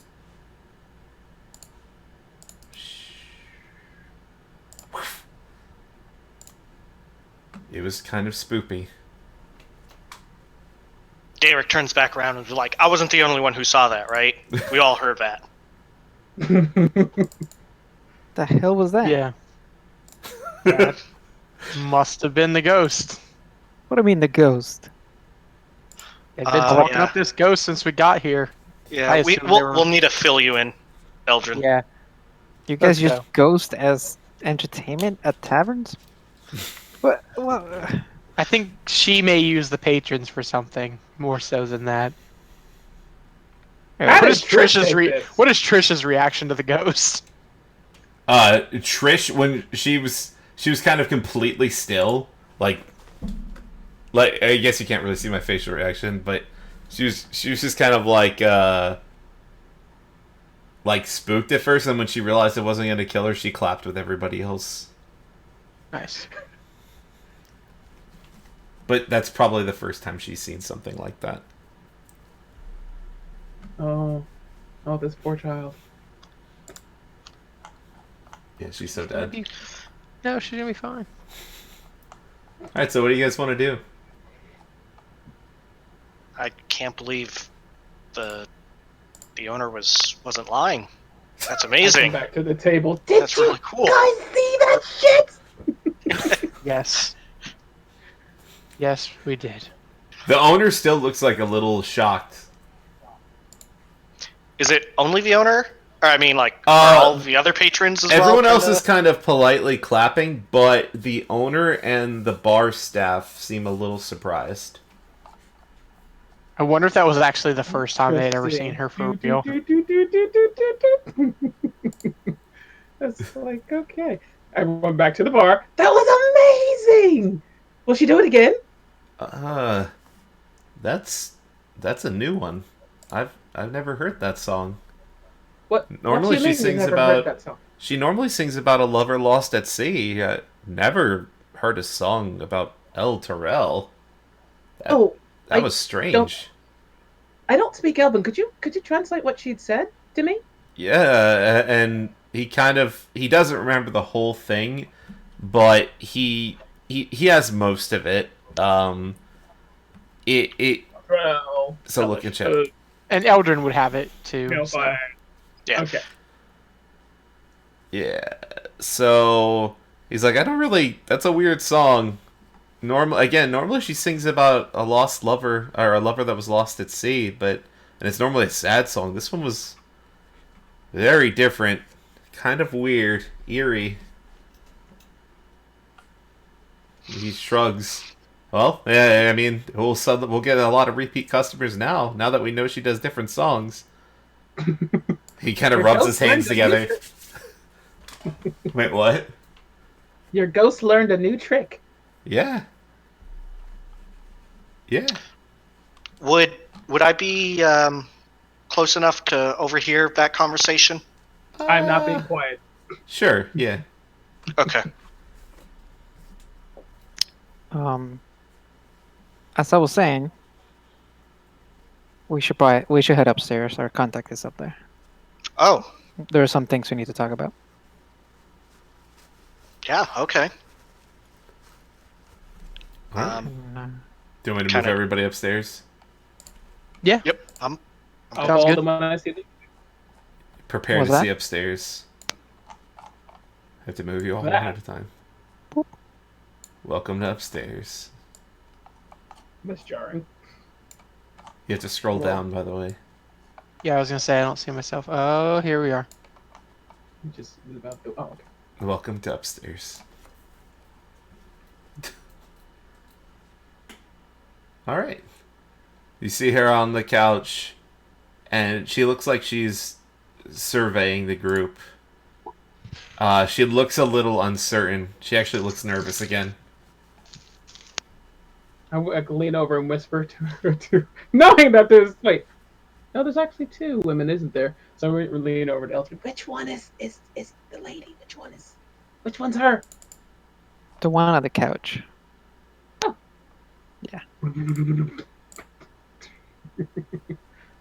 And I sit down beside her. That's like the little Miss Muffet. Along came a spider. Yeah, along Sat came down an beside her and anthemilla. said, "What's in the bowl, baby?" That's how I heard it. I will move up behind Eldrin. So when you approach, she stands up and holds her weapon, by the way, on Tamila. So when you guys are like this situation, and she kind of points it at you, and she says, and she looks at Eldrin, the captain did send you, didn't he? I'll say, really, I told you I was getting my companions. Why are you surprised like, now? 2 extra drinks in my hand. I offer them to her. Did you want to drink with me? Hold on, she's gonna make an insight check. Actually, instead of her making an insight check, Eldrin, give me a persuasion check. Okay.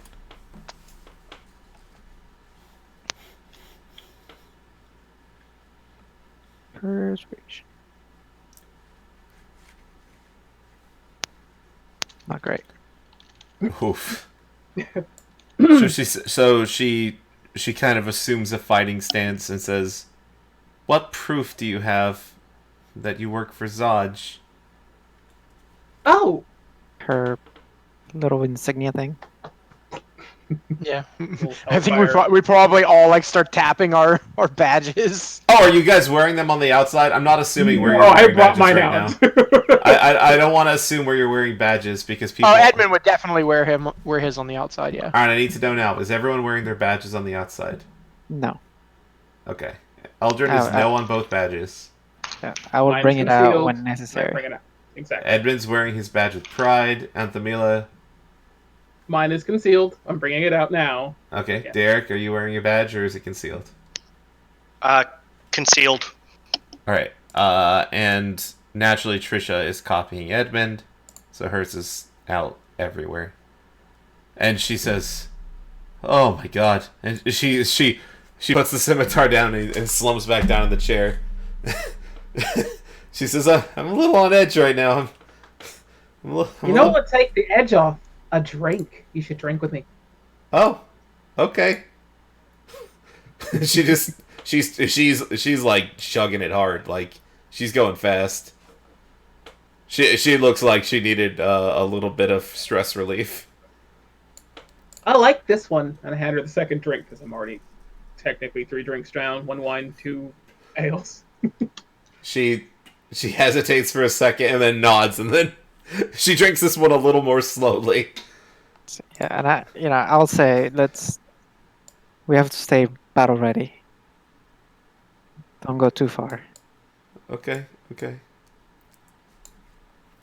So I guess I should tell you about the captain. Yeah, I haven't explained the situation. Oh, yeah, a group of pirates want to kill me. You're gonna Why? help me kill them first, and then I'll give you all the information you need.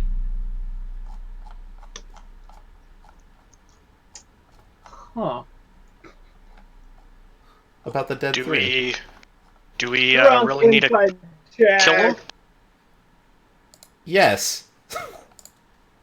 Drunk inside check. Yeah. What are was, what are you trying to determine? And she's being truthful about telling us that we need to kill this captain, and then she'll give us all the information. She And seems to seems really want the way- captain dead, and she does seem Okay. to be honest about giving you information. You think that what she did has Derek something? ask? Wait, what? Do do we really need to kill the captain? Can't we just concerned? Why don't we just get you out of here? Because he's gonna find me wherever I go. What does he want you dead for? I owe him money. It's the same thing anyone wants anyone dead for. Well, how are you That's going to not pay true. the There's money if you're dead? Exactly! Lots of reasons why people want people dead. How much money do you owe him? Alright, so what's the highest passive perception right now? 25. Oh, Yeah. Yeah, so you see her kind of glance over the group, like she's looking at your gear, like looking at the size of your coin purses.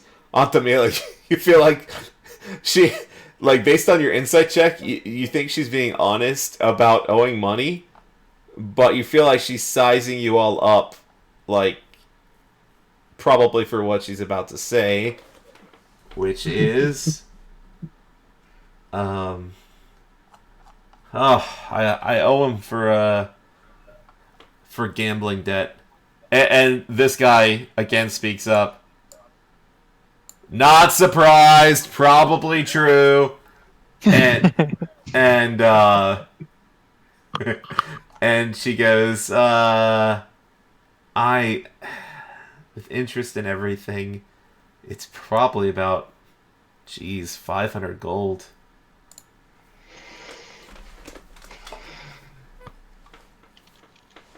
Were you gambling with him, or did you have his money and gambled it away? Oh, I lost a hand. I bet something that I didn't have. That's generally how things go. I thought it was a sure thing, though. there are no sure things in gambling. I mean, Antibella quickly shoots a look at Trish. Trish is just nodding whenever Edmund says something. Nodding enthusiastically. Well, What's this pirate captain's name? Deadeye.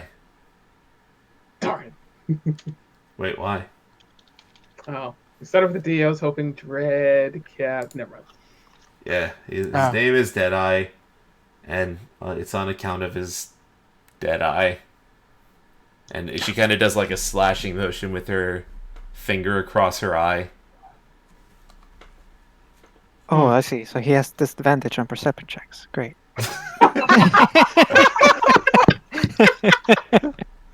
She looks at you. I don't know what perception checks are. What is this supposed to mean?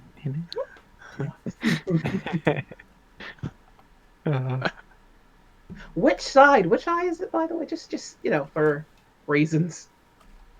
Uh-oh. I'm actually double checking. I need to make sure. It's his right eye. Got it.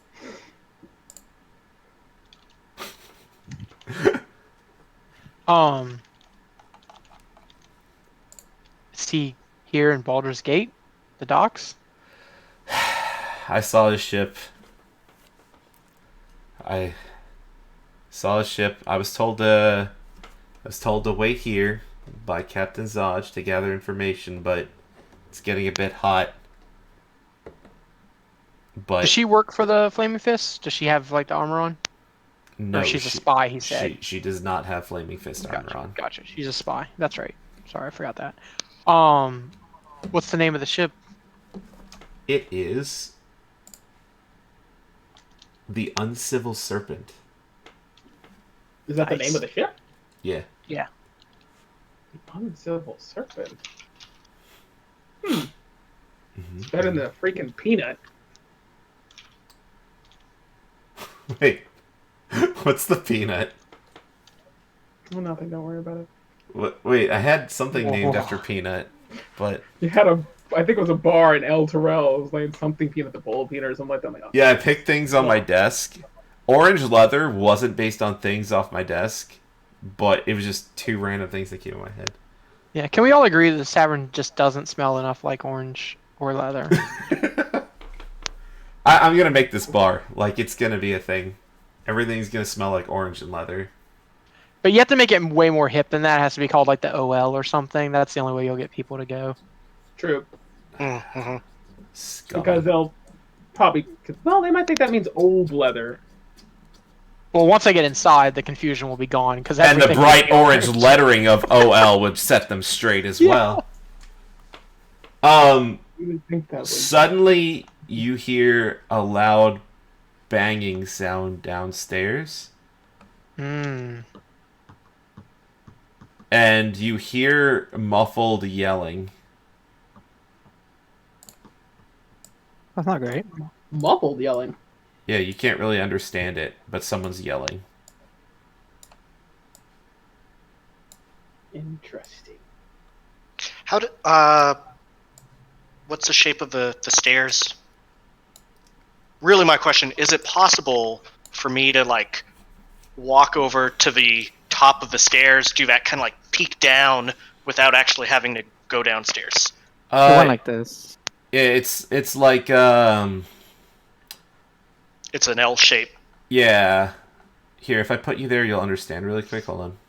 I'm gonna move you really quick. Yeah. So this part that you see here is the Right, same which part one? you see on the other map. Hold on. It You have to scroll up. freaked me out. Yeah, yeah.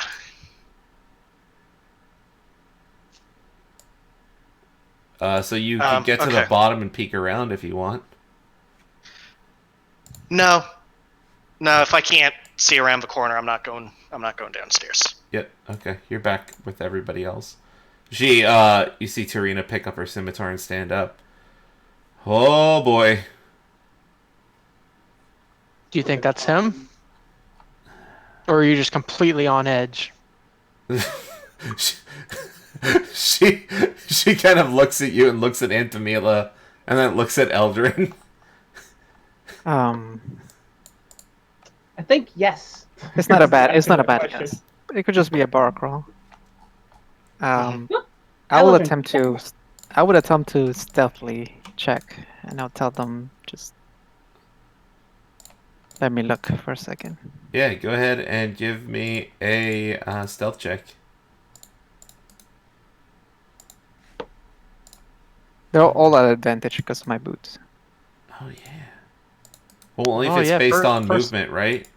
First, I mean, if it contains, if being quiet, it's part of it, Got it. I guess.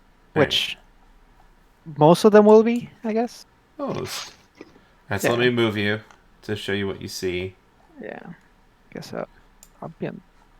Yeah. Cool.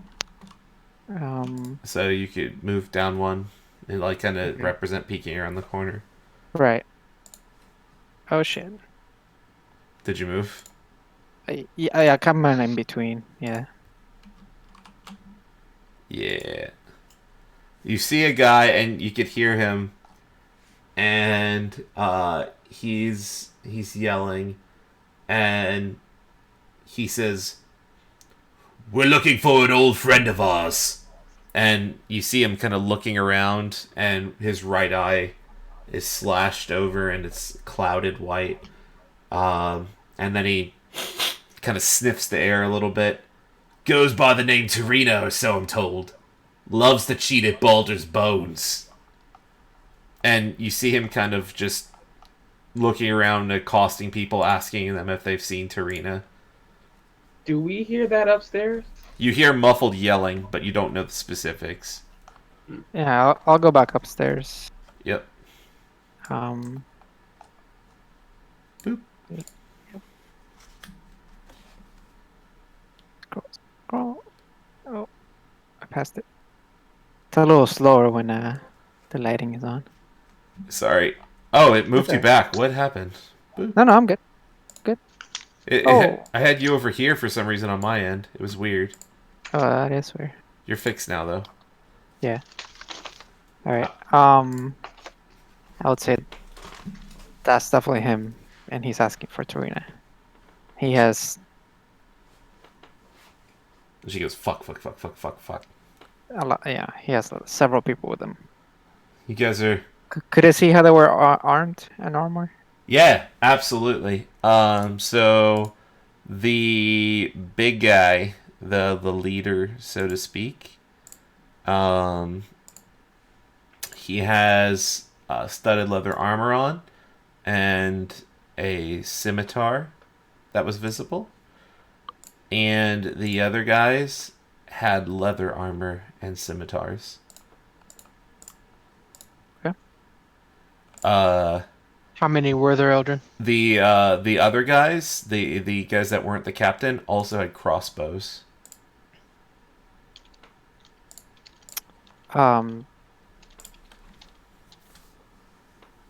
How many were there?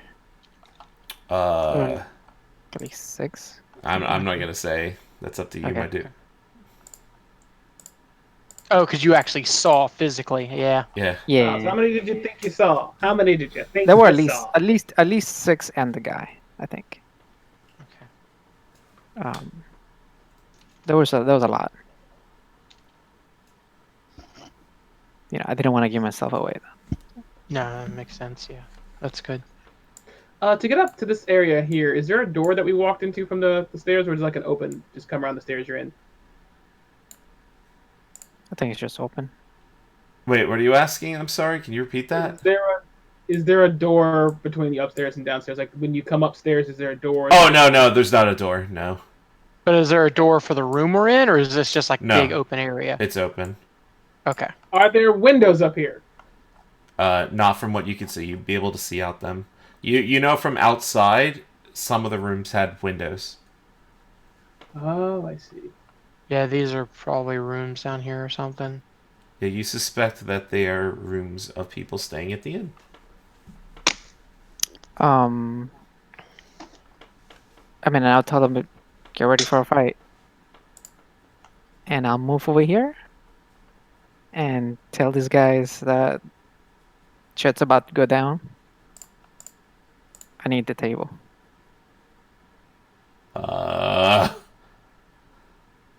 Can't you see we're in the middle of a game here? Blood's about to be spilled. Your blood if you stop our game. Give me a persuasion check if you want them to try to stop. Sure. They seem otherwise Is that a 0? Yeah, so Yeah. the mercenary guy says, "Piss off! I have no beef with whoever they are." Okay. They're just collateral, Eldrin. These guys are not collateral. They're armed, right? Yeah, they're armed. And armored.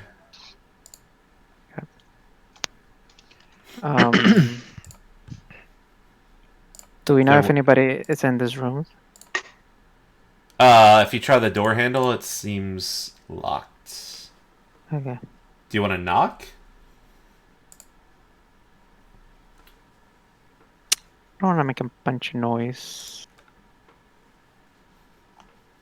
What about just over here, Eldrin?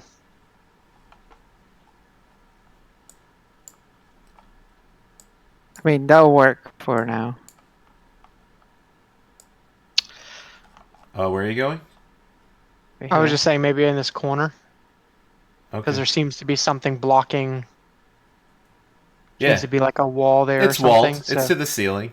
yeah, so if anybody comes up this way where Derek and Trisha and stuff are, they wouldn't be able to see him necessarily. He could poke out. Trisha draws her short sword and her shield.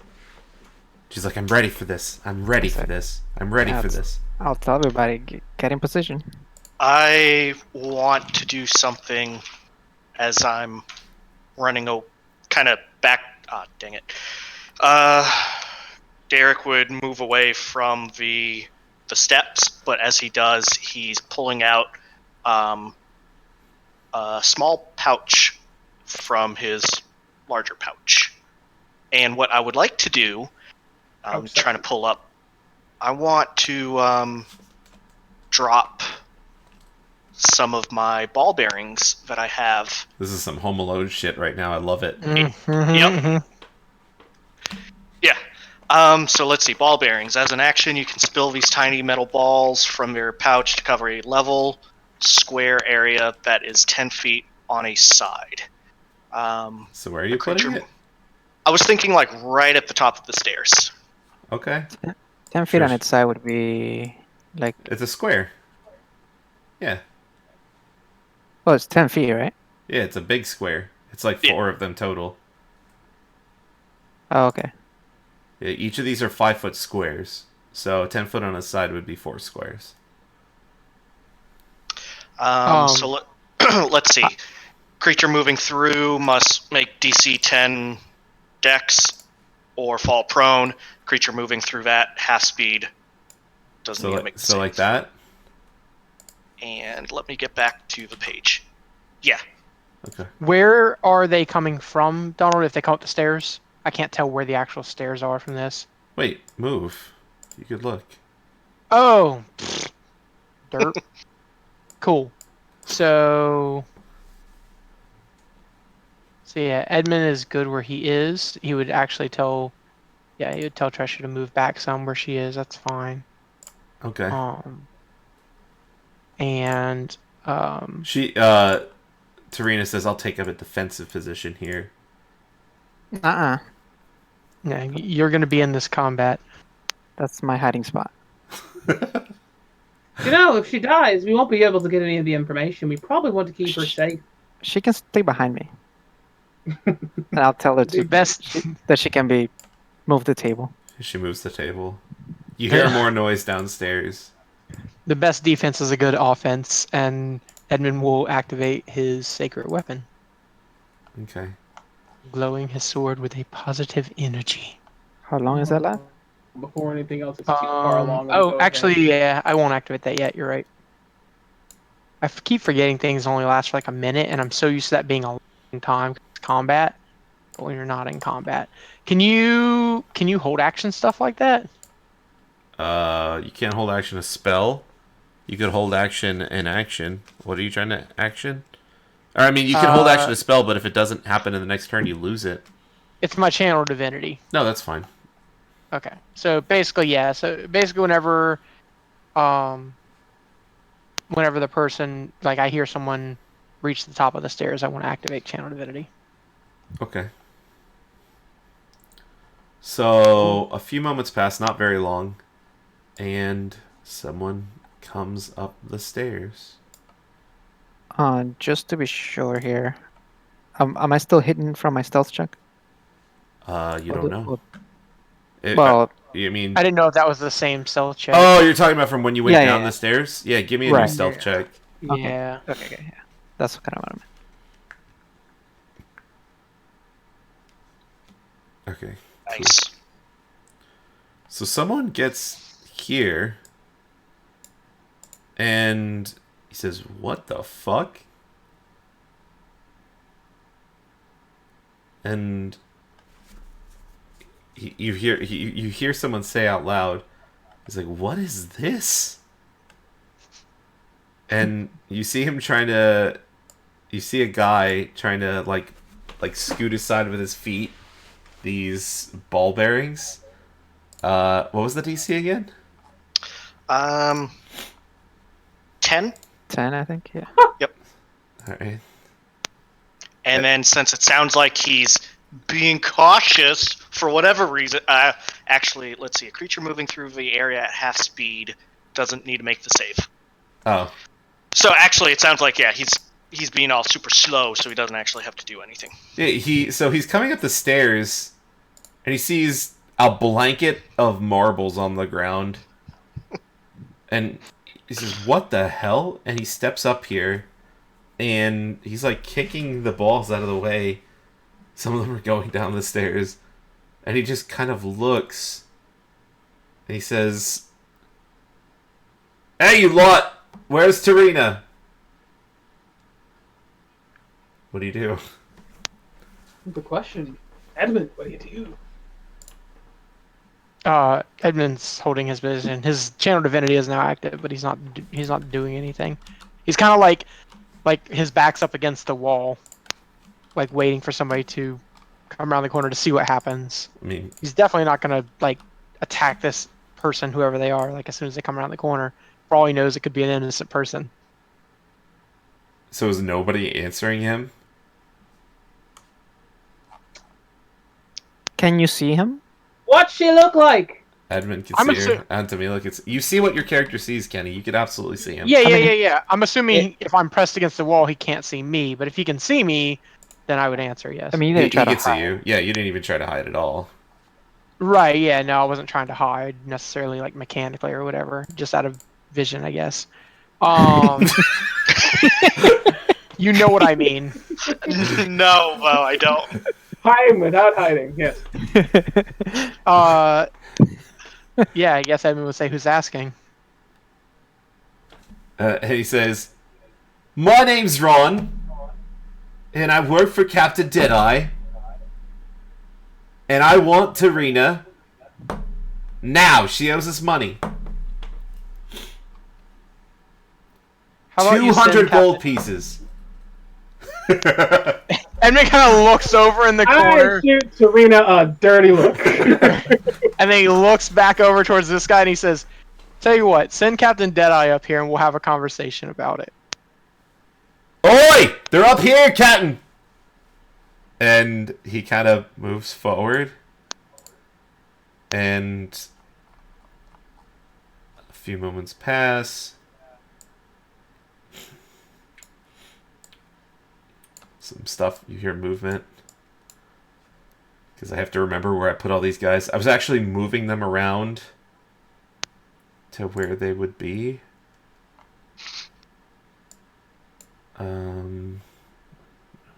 There's so many of them. That's probably not good. Alright, and you see who you presume is Captain Deadeye. He has a very One of dead his eye. eyes dead? Yeah, okay, yeah. Where is she? Where's Tarita?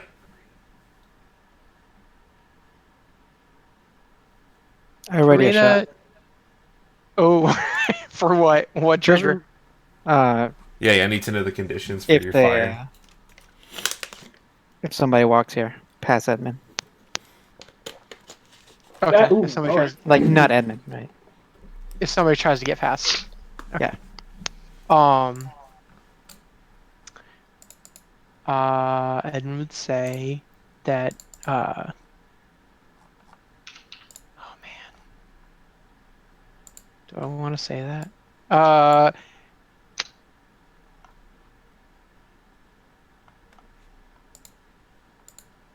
Edmund would say that Tarina is currently under the protection of the Flaming Fist of Baldur's Gate. Interesting. Okay. Are you trying to intimidate him, or are you trying to persuade him? Yeah. Yeah. Which, yeah. Let's go with intimidation. Let's go with intimidation. Gotcha, you're trying to use street cred. Got it. Yeah, basically. Not bad. Oh, I need to make a check too Mm-hmm. for something.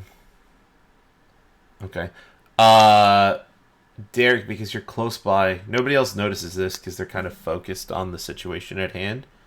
But Derek, you see this guy pointing in the corner over here towards Tarina. Son of a bitch. That guy that Eldrin kind of pissed off. Good work, Eldrin. Happens. And He's gonna die now. Intimidation 19. So you said she's under the protection of the Flaming Fist, and he pauses for a second, and he says, "Wait a second." And his face gets red, like he is angry. And he screams. He says, "You work for them!" That's the Ezra. As of currently. You see this guy, Derek, he's like pointing rapid fire. Like, Yeah, during this conversation, I'm going to interject and be like, "We've been ratted, guys." I turn around at that point. I never said that she wasn't here. Yeah, like I Yeah, think but- at this point he knows, right? Yeah, he's just getting info. Right. Yeah, it's just getting positions. What are the sources of light up here? Good question. Actually, I thought I'd put them on the map. Did I not put them? I did. There's torches on the walls. Nerds. Yay! Oh, Open flame! yeah, I see 'em. Awesome. I don't see them. They're at the bottom. Oh, these little things. Okay. I put them Yeah. all over the place because I I put didn't that see much them all. freaking effort. I did little torches on all the walls. 1, I can't see 2, them. 3. I see 3 of them. There's Same one. here. There's one I for see each 4. wall. I see 4. Yeah, Yeah, that's- that's. Are those I moved my tiny things cactus so I could see it. torches? Where's right the here. 4th one? Right here, right Oh, here. I can't see it because I'm not over Oh, there. I do see them. Oh my god, they're tiny as hell. Okay. Yeah, I was Okay. gonna say they're really small. No, I mean, So- there's a scale. But in addition to what you said, Edmund, he says I don't want any trouble with the flaming fist. Can we hear this whole conversation? Yeah, I mean, you're right in front of the guy. Yeah, I mean, Well, you see him, right? Yeah. I'm Yeah. I'm up over here, but it's making sure I can still hear it. Yeah, yeah, you're good. Ask him if we can pay off our debt or do something to make him go away. 500 gold she owes me. Wait. Just said 200 gold. Wait, who said 200 gold? He did. Oh, the captain baps this guy in the back of the head. I'm sorry, Captain. I'm sorry. I didn't know you were gonna hustle him. That's great. Go back downstairs. He says, you're not always gonna be protected, Tarina. And he kind of laughs and starts to leave. What do? Tarina whispers to you, Eldrin. Mm-hmm. She says, dead or no information. And these guys go downstairs. Quickly try and catch up with the captain. Oh. Back over at map number 1. Yeah, we're moving. They're moved to map 1 in a single move, so give me just a second. Okay. You want me to move you to map 1, Antamila? Yes. How quickly are you moving? Yeah. You threw the ball bearings down there, so at the stairs I'm going to very daintily freaking walk around the stupid balls. That's funny because I really want you to fall on your ass. It'd be really funny. It's really silly. No. I'll tell it to stay here, and I'll go around shutting all this light sources off. Eldrin's freaking dream. Actually, hold on. That's probably gonna get interrupted. But If it triggers, yeah. You're probably gonna piss off everybody here, Yeah, that's trying to play cards. or Also, see in the dark that's- because they're humans and they can't do that. Much easier way to get all the lights turned off. So, Altamila, you go down the stairs and you see this. Oh, I wish I could see. Yeah. Meanwhile, I guess Derek's gonna run over and start like trying to scramble up. Scoop As them many, all up. yep, as many as he can. Wait, what are you scooping? Oh, ball bearings? Yeah, just trying to get them all. Trying to get them back in the bag. Oh my god. Yeah, you could start that. You feel like that process realistically is going to take a little bit of time, but you could certainly get it started. Yep. So I'm reloading roll 20 really quick. It's been a little laggy for me. So on Tamila, you're following the captain, and he turns around and says, "What do you want?" I was like, is there some way you could, like, just forgive our debt? Is there something we could do to make it just go away? Yeah, What? 300 gold. That's I love no. that the number keeps changing. Something other than money. All right. You let me carve out her eye. You want to carve out her eye? I'm Deadeye, after all. Did she make you lose your eye? No! Then why do you want to carve out her eye? To get even! She owes me money! How did you let her get your money in the first place? She lost a hand. She didn't take my money. She owes me money. She I lost Baldur's see. bones and she didn't pay up. She's scum. And I want my money. And I'm gonna get it one way or another. Or my name isn't Deadeye. I want to know his full name. Lacar Deadeye Cadaverous. Wow, what an edgy name. Cadaverous? Really? You're like a wizard corpse? Like, Jeez. This dude not a necromancer? Like, seriously. Lacar Deadeye Cadaverous.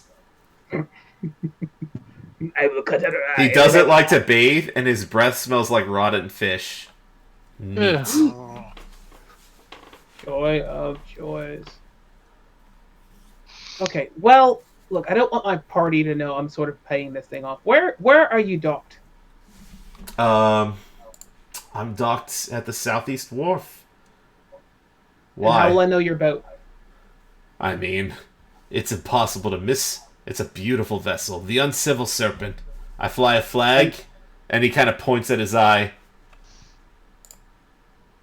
Well, you see, I was going to make a joke about that, but I guess you do just sort of broadcast it, don't you? It's going to be the boat with one eye. Aye. All right. Okay. We might talk later. I have a feeling I'll be talking with Tarina sooner than later. He smirks. Just give me a little time before you go and move on that. Give me a reason why I should.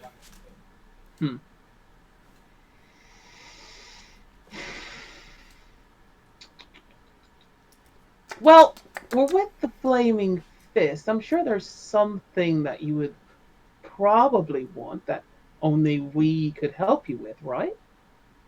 Yeah, vengeance against Tarina. Anything other than that, you single-minded bastard.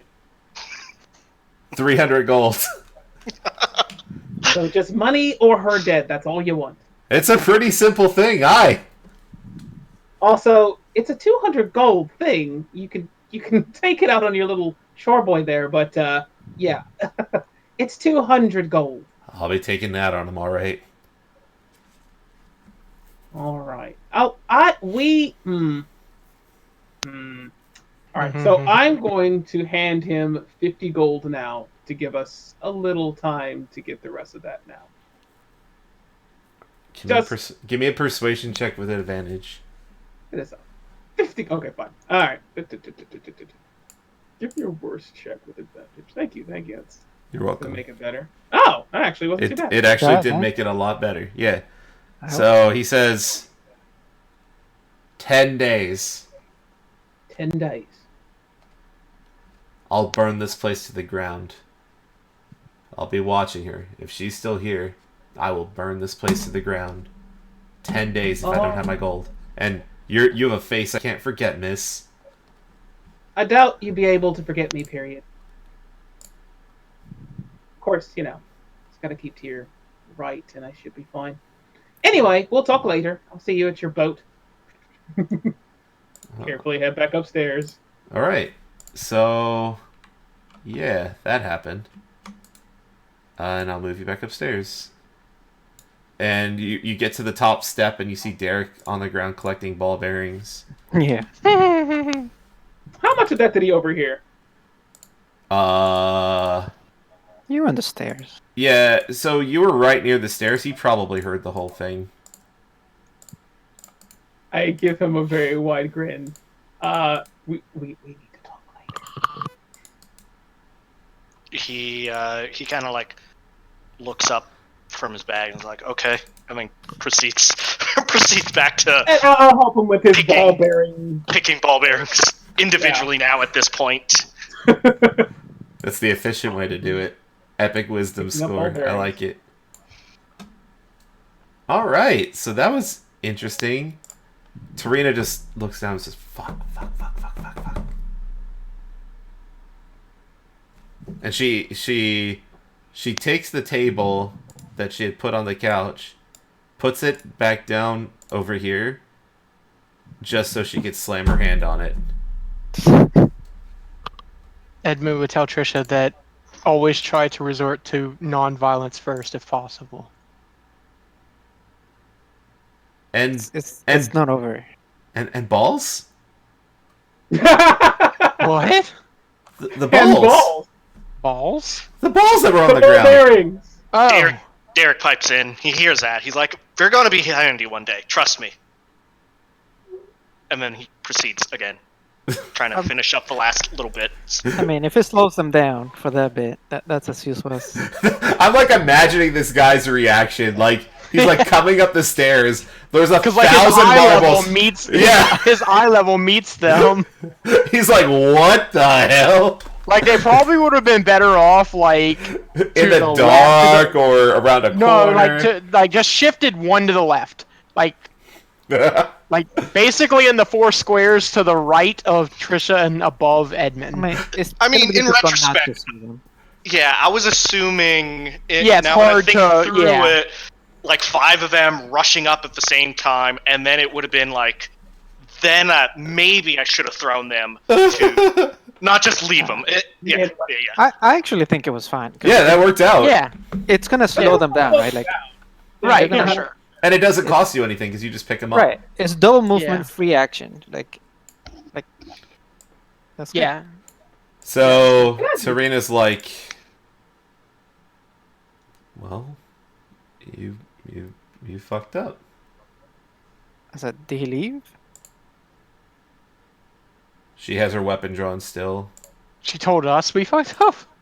Yeah, he's still alive. Why did you guys kill him? I kind of hop around the corner so I can hear this conversation. All right. What am I gonna do now? I guess technically I'm right there. Is Antonella in the room? I don't see her. She's where she is. You can't see her. Oh, she's still just Just standing on the right stairs. over. You don't know where she is. Okay. Yeah. Just assuming. All right. Yeah. So, what do you guys want to do? I mean, I will ask Antonella what she was doing. Oh. What happened? You rushed, after him. So we've got 10 days before they try and track her down again.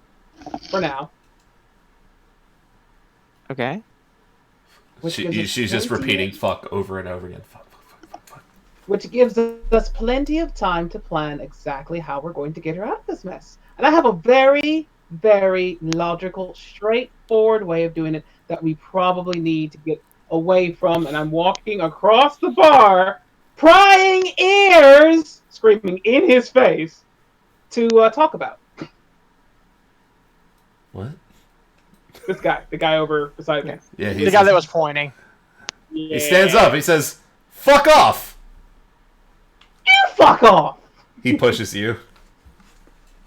Give me a Oh. athletics check. Oh. Is he gonna actually like push to do damage? I so No, hope we pushing get doesn't in the do bar damage. fight. He's pushing to push. Just gonna knock you prone or whatever. Is it an attack? It's not an attack. Mmm. It's a shove action. You push like a girl. Well, I mean, I want to see your athletics check to determine that. Okay. But he does kind of push like a girl, actually. Yeah. So he tries to push you, and you don't go anywhere. You know what they say in Waterdeep? Snitches get stitches. I can't. I am 100% rolling intimidation on that shit. Yeah, give it to me. Like, Derek oh, thinks okay. to himself, "Oh, that's a clever expression. He's never heard before." I've never heard First that time one. I'm ever hearing it. She's a Intimidation genius. with a strength instead of charisma. Just wondering, just now. Wait, are you trying to flex on him? Oh yeah. Yeah, sure. If you want to flex on him, I'll let you do this. You can make an intimidation check using strength. I'll allow this. Just for the funsies. Wow, that's absolutely terrible. He says, Ooh. "You know what they say in Baldur's Gate? Wait, did you mean to roll athletics or intimidation? Well, it's a strength. It's a strength. check. Yeah, it's this I thing." think it's the. I thought you were trying to roll intimidation. Sorry. And he says, "You know what they say in Baldur's Gate? What? Fuck off!" And he tries to push you again. Okay. Athletics again. Yeah. Oh, gee. It's coming and going, isn't it? He can't seem to budge you. He's like, ugh! And you're just like kind of standing there like, no.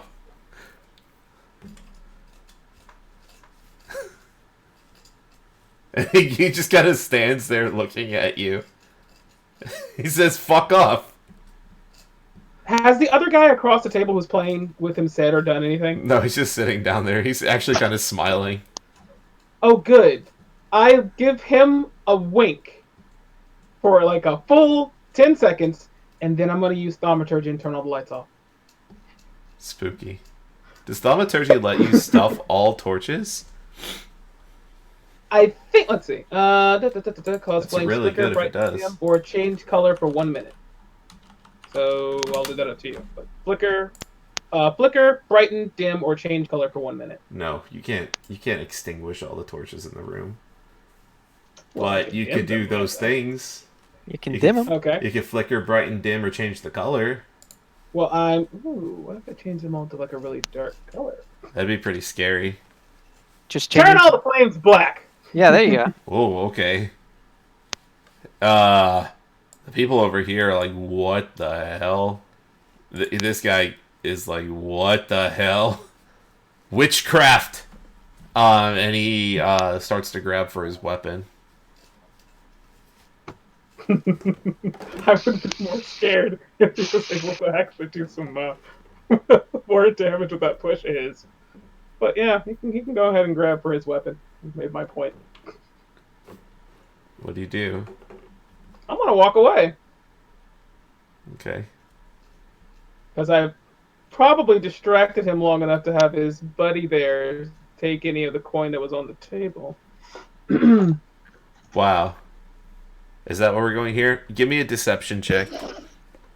Yeah, that's why Anthony winked to the other guy before Yeah, doing the I thing. didn't understand it myself, but Yeah. She that's was what trying to this- let him know. She was trying to let him know, hey, steal all this guy's money. Bingo. Alright, give me the deception check. As the DM, I didn't get it, so I don't know if this other guy's gonna get it. 5. He probably didn't. Yeah, he was actually a little scared. He thinks you're flirting with him. Wait, From the wink. winky face. Yeah, so he doesn't do anything, but he just has his weapon in hand. I'm gonna walk away from him unless he wants to make the mistake and hit me. No, he lets you go. Lets you go. Lets me go.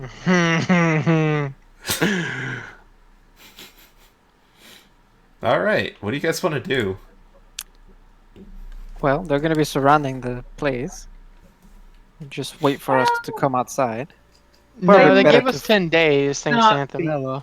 Oh, Yeah. the good and honest pirate gave us 10 days. Sometimes Yeah. people like that are good on their word. It's all they have. They have their weapons. I think we No. probably have close to about 2 days before they start looking for her again. And there's gonna be somebody probably tailing her. I mean, let's be honest. Oh, that's definitely going to be true. Would've been But I better don't just to- think. So what are we gonna do? Try to get her out? Well, I would don't like to know. get I just. somewhere. I'm just not too keen on killing a random person based off someone who owes someone else money. He's followed me across 2 cities already. He needs to die.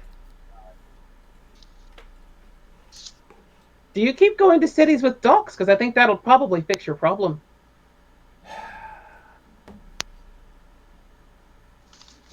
She actually thinks about it for a second. Go to a landlocked city, jeez.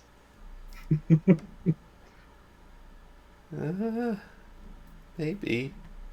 What if we can get you out of the city? Would you give us the information? He would just follow her afterwards. I have a much more.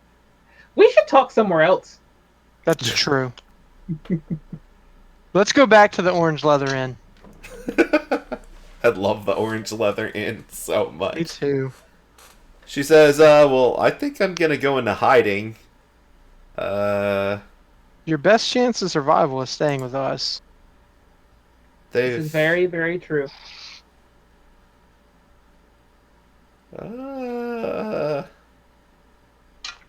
Yeah, sure, I'll go with you to the inn. Don't have to stay at the end, though. After we discuss the plan, you can go do your squirrely hidey bit. Just make sure we can find you. Okay. So she'll go with you. Are you guys going to the Orange Leather Inn? I mean, I'm game for it. So you can get out of Yeah. Just to get somewhere where we can talk with her and with each other without being earshot of people, hopefully. Sure. Well, I mean, you guys have a standing room at the Orange Leather Inn. Let me move you guys back to the Baldur's Gate map because we're out of the Elsong Tavern. And before we specifically get back to the inn, is there? I mean, I would like to have a small discussion, very quick, with Eldrin. This, because I know he has a movement ability where we can kind of move through the city a little faster. Yeah. Okay, can we definitely use that? And I want to make like perception checks all the way through to make sure no one's following us. Yeah. So or if I can see, I mean, who's you have a 25 more. passive, right? Yeah. yeah, you when you leave the inn, you don't see them. Keep an eye out until we get to the Orange Leather. Yeah, the Orange Leather is. I'm adding the Orange Leather Inn to the map now because it wasn't there originally, but now it's the Stuff of Legends, which means it's probably going to get burned down because that's how when you name them, they're done. Yeah, it's why you don't name your horses. It's true. It's the reason my horse is still around. Or was still around? Yeah, I think ours survived because we didn't name them and then we sold them. They're. I didn't name mine. Oh, well, I you're thought just yours was unlucky. I thought you did. No, I purposely didn't. All right. Well, there's the Orange Leather Inn. Actually, I did name my horse. Oh my god. A rip horse. No, he lived. He still lived. Why does it have an extra O in front of it? That's the circle to That's indicate the where it place. is. Oh, got it. Yeah. I didn't see that on. Well, I didn't see that on the Elf Song one, so I thought it was. Yeah, I became clever suddenly and realized I could do my map markers without having to draw them. Nice. Yeah. I just... All right, Like so a once- Niner. Once we get to a nice secure room that we, kind of Your make sure- normal inn room with relatively thin walls, yes. Did you say with relatively thin walls? Sure, it's a freaking wooden inn in a rundown city. What do you want? Fort Knox? Oh, Like, what do you mean? Okay, so I'm going just a relative level of security. Like, Yeah, sure. We'll be in the middle of the room and we're gonna like hush voices or whatever. All right. Yeah. So my plan, which I'm just gonna tell you guys, or at least the working, like the bones of it. We know who this guy is. We know where he is. I bought us a little bit of time so that we can sort of hatch a plan of this nature. And he has a boat. Now, I, being a sailor, don't really have to tell you that boats are super flammable if you do the right things. But we could also take this boat from him and get on this boat and maybe dissuade him further from trying to basically get his debt paid. You're trying to piece things out by stealing his pirate ship. You're gonna hold it hostage? Sorry, one more time? Are you gonna hold his boat hostage? Well, there's an idea. Yes, we can hold the boat hostage and trade it for such a kind soul. That's not what I was implying at all, but that is on the table. If we can get control of the boat while he's off the boat, we could do that. We could hold it hostage or other things. I mean, to man a ship of that size, you need We'll a whole. require a large crew, and it's a bit of a hassle. So there's other options. Okay. Like what? We I mean, burn the boat sinking while it. they're on the boat. We just burn them in the boat. What stops him from jumping into the water?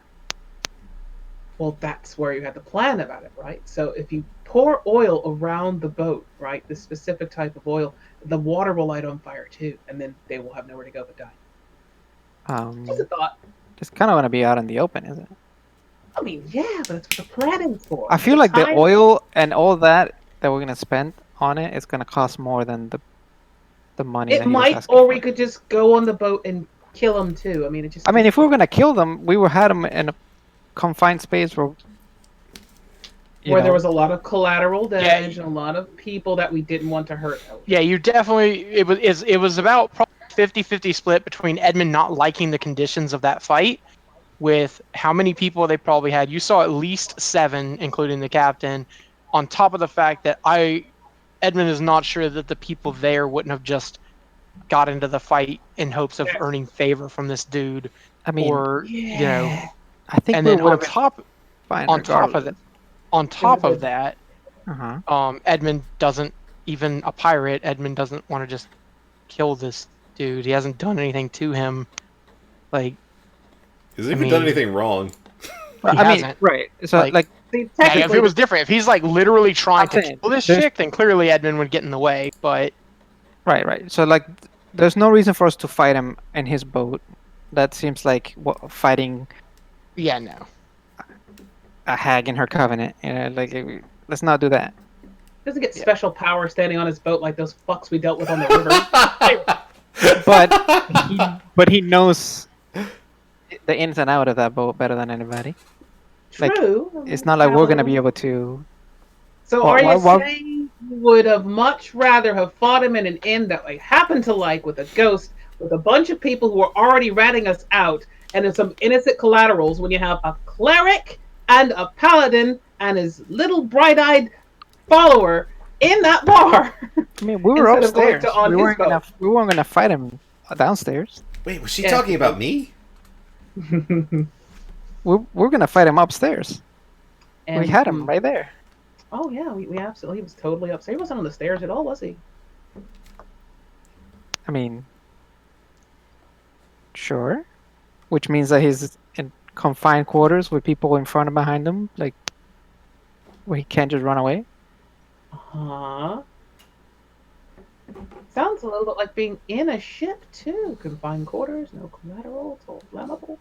That's if we get. Yeah, but he knows his ship.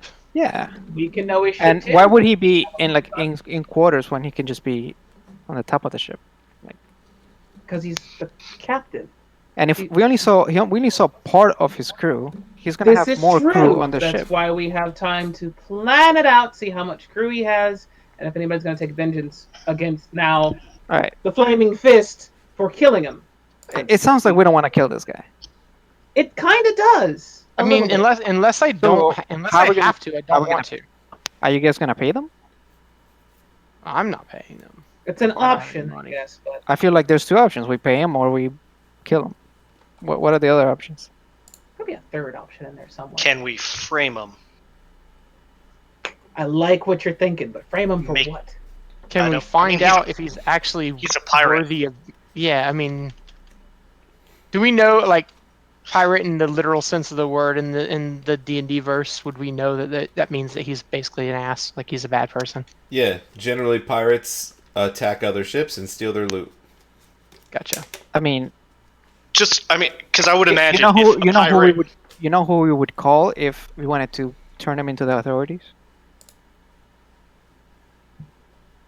Guess who? Probably convince Zodge. Captain Zodge. Yeah. So in order to get the job done, we're just gonna tell them to do the job for us. Yeah, I mean, my thought was offering to get her to safety instead, get her out of the city. But she doesn't seem to. She doesn't seem to be going for that. So. Just kill the guy. It seems obvious to me. I don't know why we didn't kill him upstairs. Quick question: what and then just deal? shakes I'm his asking head. The spy. I'm asking her like, what deal does he have with like? I mean, he's a pirate, so clearly he's paying somebody off just to even dock in Baldur's Gate without. Have you seen the people here? Yes, but probably why he who's didn't want to. It's he's- probably why he didn't want to upset the Flaming Fist. He probably has a deal with he has them. to pay the harbor master to be here. He has a big ship. Crew's probably around 30 people. It's a big ship. It's a sailing ship. You would know, Antamila, that a sailing ship could go for 10,000 gold pieces. Mm-hmm. Interesting. So Derek would convey in words that essentially sums up to, look, if we get a hold of Captain Zodge, he seems like a respectable stand-up person. Even if somebody else is being paid for and bribed in the Flaming Fist, perhaps bringing it to the attention of the captain, he could maybe look for, take care of that. It's just pirate in his city. But that still doesn't help convince, like, her. And he points to the spy. And he kind of like looks at her too, like, I'm not killing anyone. I don't understand why you need this person dead. Well, or If pay my he's debt. if he's in custody, why can't you go about your merry way? The Flaming Fist is not going to put this man in custody. Right. There is a fourth option. I mean, is it a safe assumption that there's a bunch of pirates docked all the time? Yeah, in the lower you city? can strongly assume that this is not the only pirate that's been in Baldur's Gate. He certainly has one of the largest ships for a pirate that's been in Baldur's Gate, but again, Lower City is full of riffraff. Like, this is... Right. Again, it comes down to, as long as you're not, like, messing with other people, causing a big ruckus, that sort of thing, then they're going to turn their head, and even in those circumstances, they could possibly be bribed. Their primary objective is to protect the upper city, and then just to maintain order in the lower city so the upper city makes money. That's pretty much the gist of it. Anyone that's not messing with that, or otherwise benefiting that, isn't on their shit list. I mean, yeah. you can consider it. How about this? Just pay him 200 golds, and yeah, that it sounds like he'd be good with that. I think he would leave me alone if the debt was paid. Well, we could do that, or we could also cut out your eye and give it to him. He seems to be very keen on that. What? And she kind of looks like terrified. Wait, what did Anthony say? He wants her eye. Oh, that bit. I mean, an eye isn't your life. I'm having issues with the morality of this party. You look like you could afford 200 gold. I think you should just pay for the information. He kind of looks at your magic loot that you're all wearing. High quality gear. So, I mean, Derek would just say flatly, like, he is not going to go actively pursue someone to kill him.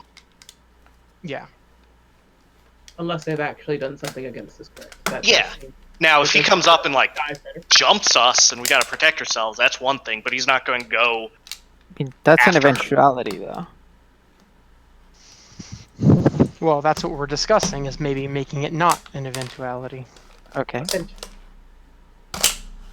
Mecca, we have options. We have wiggle room if you want to be forever burdened by the fact that we went and killed a man who was basically just trying to get his own debts back from a fleece. Trisha I mean, what whispers to Edmund, and she goes, "They're not seriously considering cutting out that guy's eye, or her eye, or killing that guy randomly, right?" We're not, I say to her.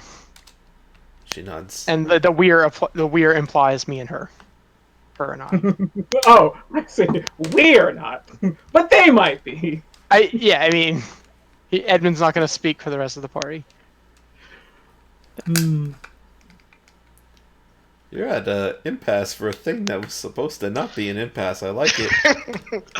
What Hear me out, guys. If everything goes differently, I think if that intimidation check gets failed, because then he attacks us, and then Edmund has no qualms with fighting the guy. Yeah, at that point that would have been. Yeah, that's why I was just sitting there But- waiting until is he gonna leave? He's gonna leave. Let me go talk to him. Damn you, social solutions! You're making a case for murder hobo right now. I'm not murder hobo. I promise. You're gonna say Um, something, alright. Derek? I was, and then I looked, and I am incorrect. So let's just do a general vote, and it's Trina, right? It's Trina. That's the name of the spy, right? I just want to know Tarina. what the options are. Trina. Let's do a general vote first. All in favor of murdering this captain? Aye. Aye, says Tarina. Said you don't get a vote. It's like kind of I depends on the circumstances. I like this guy. I'm not gonna go So we into got- his boat and kill him. We got. Oh, but you'd kill him out when he's out in the bar. That's fine. But so we I have mean, if it 1.5 comes- for if it comes I to and us- the nays. Nay. Nay. I'm sorry, I didn't hear. Oh, what? nay. Yeah. Are we naying killing the captain? Yes. All the nays. Patricia nays. Yeah, Nay. nay. So that's 4 solid nays. I thought 3.5 solid nays. 3.5 versus 1.5, basically. Yeah. So we're not gonna kill the guy. So now, are we gonna pay him? Well, I have no gold. I'm gonna say the people that said nay can pay him. I mean, I lied. I do have gold. But out of character, I was saying I have.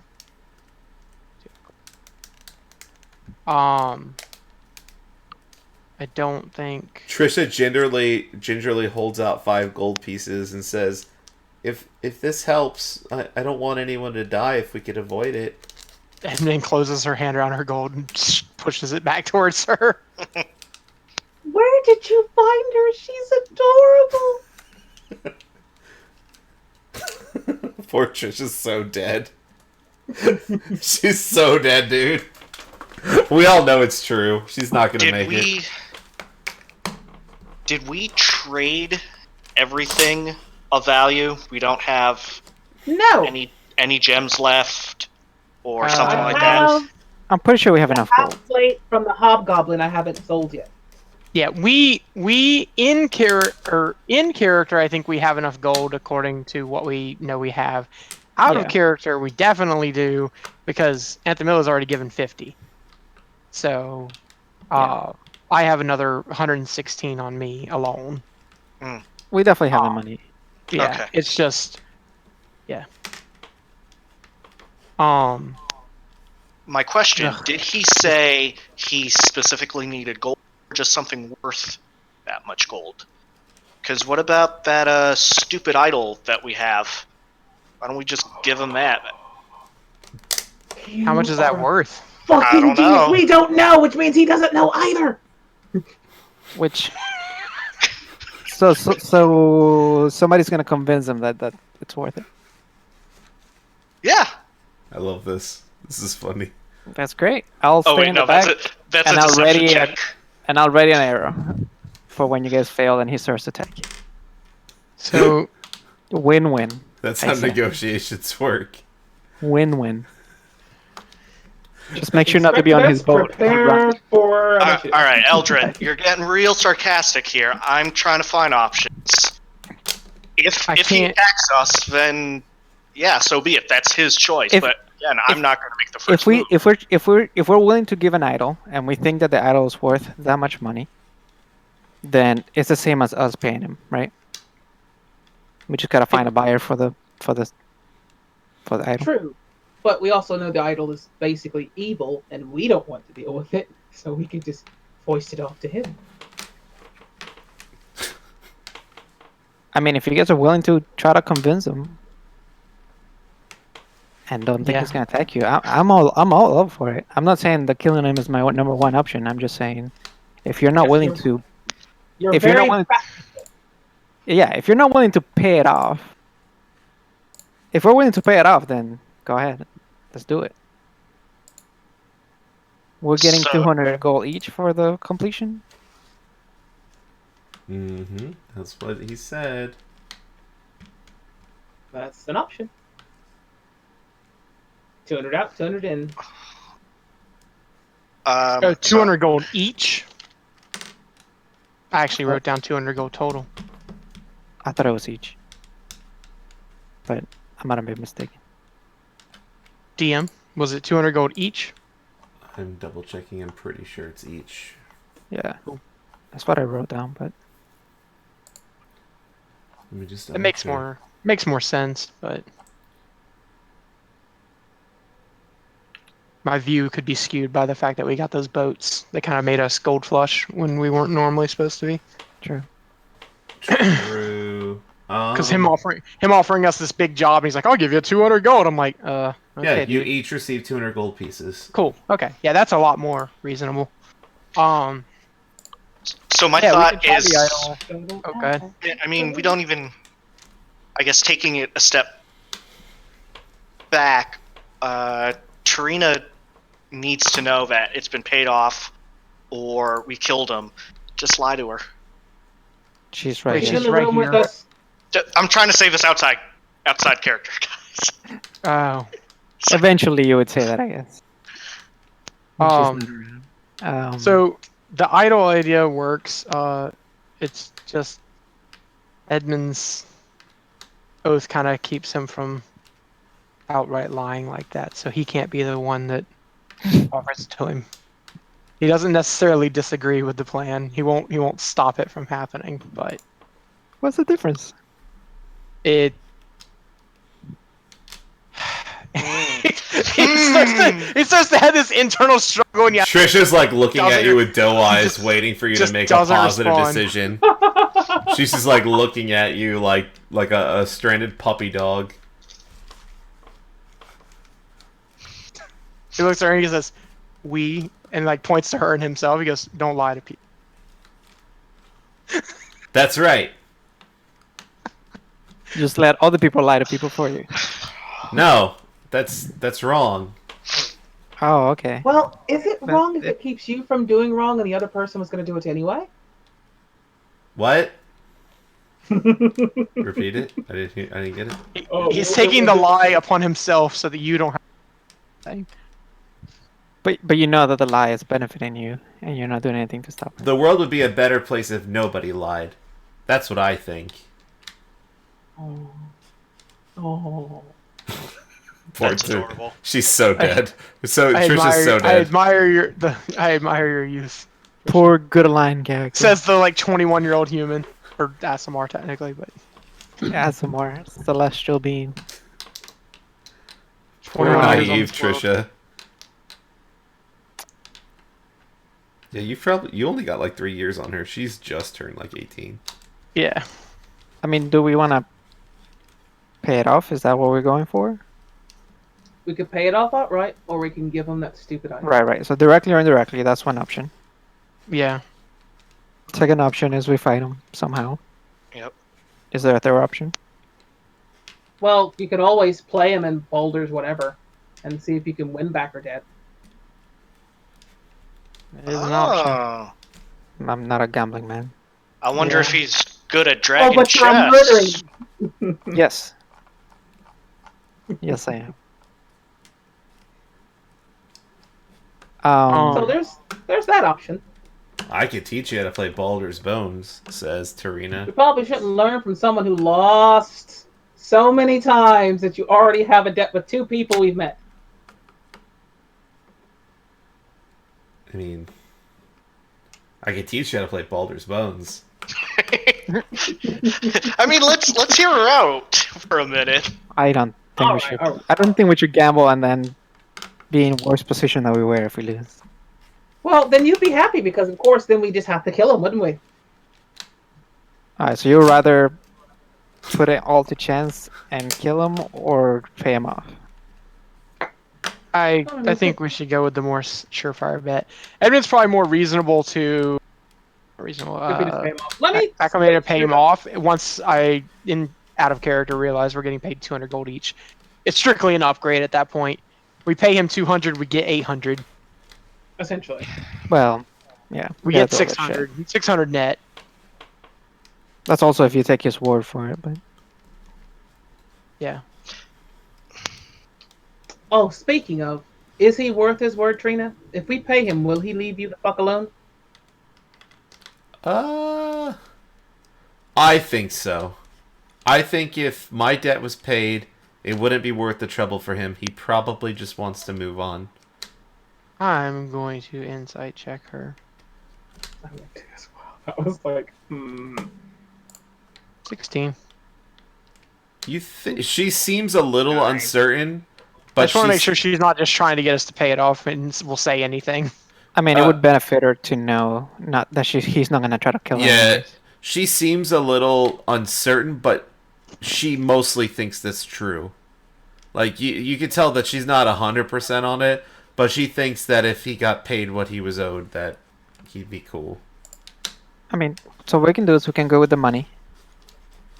And have try to do it with the idol first. If that doesn't work, then give him the money. let's go find out what the idol does. Pretty sure one of the churches here will tell us. Surprisingly, I spent a good amount of time trying Yeah. to do that. Yeah, I think Derek Yeah, did some of that Derek- during his downtime. Yeah, Derek and I went to some temples and showed some sketches around, and unfortunately, other than the common lore, which I think Derek already knew, we didn't learn much. So it's mysterious. It is mysterious. What is it made out of? I think it's gold. Yeah. What? It's made of gold? Yeah, I think it's a golden statue of Inogu. I mean, Let's fucking just give him the golden statue. Just be done with it. hold on. How? Just the weight in gold. How much is that? Hold on, it actually If- says. If we had to guesstimate. Hold on, Yeah. I could give it to you. I mean, gold's value is in weight, anyways. Treasure.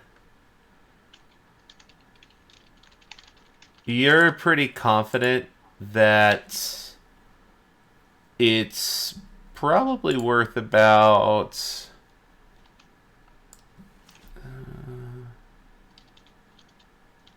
If it was melted down, you think it's worth about 50 gold. 50 gold. 50? Yeah. 50? You Okay. feel like it's probably worth more, like, if you found a good buyer that was interested in this sort of stuff, you might be able to get a lot more for it. Yeah. Perhaps a worshiper of Yinogu. You're probably not keen on finding any of those, though. I mean, we are. We're just trying to kill him. Yeah. Yeah. In which case you take the 200 gold or so anyway, and Right. Yeah. We can try and look for a buyer for this to see if we can get 200 or at least 100 gold, something like that. you Or we can find give someone to them a buy it and just lie. instantly kill them. Just kill him, man. Take his money anyways. Oh, 'cause- buy wa mo shinderu. Pleasure doing business with you. Yeah, I don't think it's gonna be easy to find a buyer in a short amount of time. 10 days. 10 days.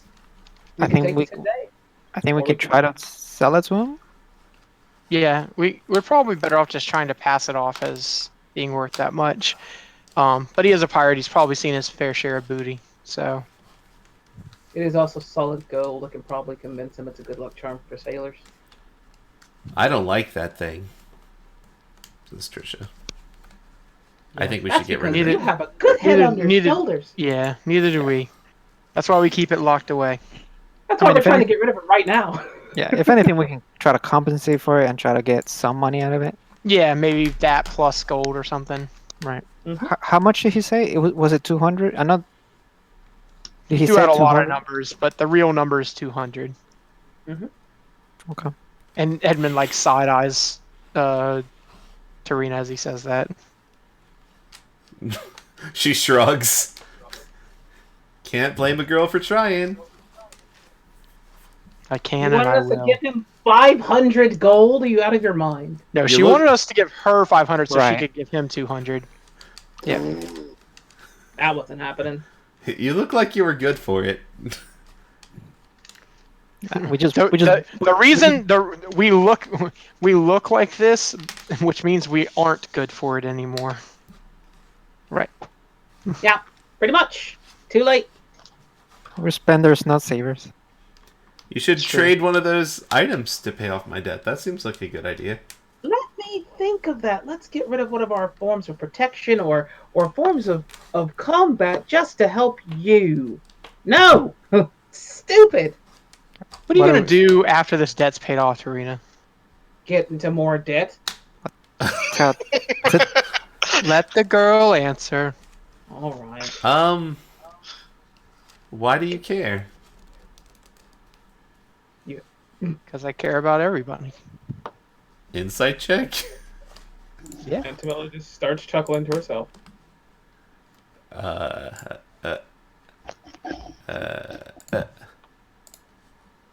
16. Edmund's being truthful. You do care about her? Yeah. Like, you care about her? Wait. You have no ulterior motives with this question? No ulterior I don't understand. I'm assuming not, because I don't understand what questioning is leading to. So I'm gonna Out say of no. character, I'm trying to ask you... are you trying to ask this question for a specific purpose? Like, what's the purpose you're asking this for? Out of character. Oh, I just want to know what she's good. Like, is she basically the point is like Edmund's like, what are you gonna do after this? Are you literally just gonna fucking go right back into gambling and lose all your money again? Like, are you gonna actually like try and be a decent person? What are you gonna do? You gonna stop gambling? Get a fucking real job? She looks at you and says, and she puts her hands together like she's like praying. She says, "I'll become a devout follower of Helm." Oh God. And it lays on thick. There is no insight check required. Yeah, She is, I was gonna say I'm not even gonna make one. she's just and Trisha is like, "That's a good idea. Yeah. I think you should do that." Well, That's sarcasm. Oh. Okay. Hey, that's mean. well. Since we have 10 days, allegedly, Very allegedly. Yeah. what do we want to do? We want to take the time, try to find a buyer. We probably should at least tell the captain that we're gonna have to pay off this guy. If we're gonna try and find a buyer, do any of us of the magic variety have a method of changing their appearance? No. I mean, I do. I did not get Nice. this guy. Because I don't think that we should be the ones trying to sell it, because if we offer it to the wrong person, then it gets reported somewhere, and then all of a sudden we're in trouble for trying to sell an idol of Inigo. Yeah. I think that checks out. Wait, maybe we can kill two birds with one stone. I mean, this is. Yeah, This no, is that's one of definitely these- I'm buying what you're selling right there. Yeah, if we can find Yeah. cultists that are into buying this thing, yeah, that's what we were Let's joking go about warn earlier. the captain and let him know that we're going to try and sell this idol that we found in our investigation, and then sell it and see if they're going to find a buyer or are the buyer or the cultists. Then we'll know from that angle. We'll have the 200 gold for Dread Captain One Eye and Bob Drunk will be. But for that, we need the information that she's not going to provide to us until we get her out of trouble. Are you talking about going to Captain Zodge? I was talking, Mhm. going to her, let him know that we, we're gonna have to pay this thing off for her. Hey, maybe he'll pay my debt Possibly. for the Maybe. information I have. That's a good idea. Or they can take you into custody and keep you safe. I don't think that's going to happen. Not a bad idea. She kind of shrugs. All right, let's go take it up with Captain Zodge and see what he says first. If he'll pay it off, if not, then we'll let him know we found something that we might be able to sell to a cultist. Okay. You guys are gonna go to Captain Zodge at the Basilisk Gate? Yeah. Okay. Out of character, I have a feeling this guy's gonna say, "Sure, I'll take it out of your fee." Or he's gonna lower He's gonna lower our thing by like whatever gold each. Hmm. So you get there, and Zaj is extremely surprised to see Tarina, and he asks her what she's doing here. And she says that these kind adventurers offered to help me with a problem I have out of the kindness of their hearts. And I will intercept that. Say she did not. She's not giving up the information we need until we take care of her problems. Oh, Captain Zodge, when you say that, he kind of raises his head at her, and he says, "Oh," and she goes, "Look, I need to pay the debt, or, um, or the captain's gonna kill me, and so if you give me 200 gold, I could pay him off, and it'll be okay." 300. And he kind of looks at her and draws his weapon. Wait, you blanked out. What did you say now? Whoa. He looks at her and he draws his weapon. And she's like, "Whoa, whoa, calm down. If you hurt me or kill me, you can't get the information you're looking for." And he says, "Wrong," and he runs her through with his sword. Whoa! Shit. Okay. Hey, better her than me. Uh, Well, that solves all our problems now. how many? How many? Fuck. Trisha's like, "What?" She dead. This is not a good situation. How many other guards are around? He has. Hold on. There's actually a specific number. 6 guards near him. Ugh. The party would definitely see Edmund's grip tighten on his longsword. He was about to draw it out and like sizes up the situation and just doesn't. This guy. He Okay. he rips his sword out of her, and she falls to the ground, and she's like sputtering. Why? And he kind of like finishes it, and he kind of wipes his blade clean on her clothes, and sheathes it, and he lets out a sigh, and he raises his hand in a general direction and kind of does like a waving motion to somebody, and a person that's wearing Flaming Fist clothing, like they have the insignia on it, it's like robes, approaches, and Zodge kind of just points to her on the ground, and he says, "Use your magic." And I see where it's going. suddenly, the priest begins casting a spell, and the corpse's mouth begins to move. Oh, she's already dead. Okay. Yeah, she's very Yeah. dead. He coup de grace her. And Zodge just walks up and he says, "What's the location of the dead 3 cultist hideout?" And the corpse like face starts to contort a little, and it actually starts speaking, and it says, "The bathhouse, several blocks northwest of here. I've seen several followers from the followers of the 3 dead coming and going from that place. I'm told there's and it just kind of stops. And Zodge, he continues to ask question. He says, "How many are there?" and the corpse starts speaking, and she says, "I've seen at least 12 different cultists, at least." And he asks another question. Is there anything else that you know about the followers of the Dead Three? And the corpse starts speaking again. It's really disconcerting. Trish is actually turned away. She can't look at this. She's kind of appalled by it.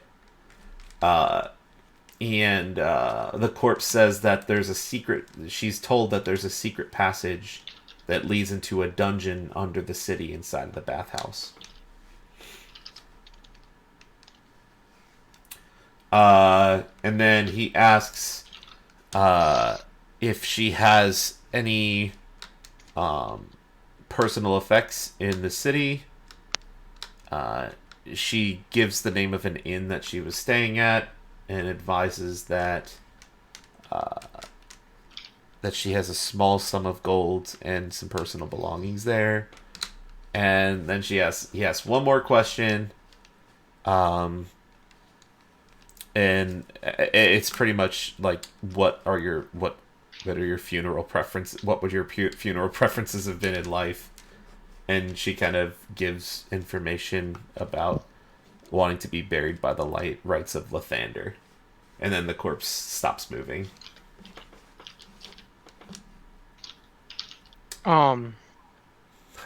He says, You don't fuck with that guy.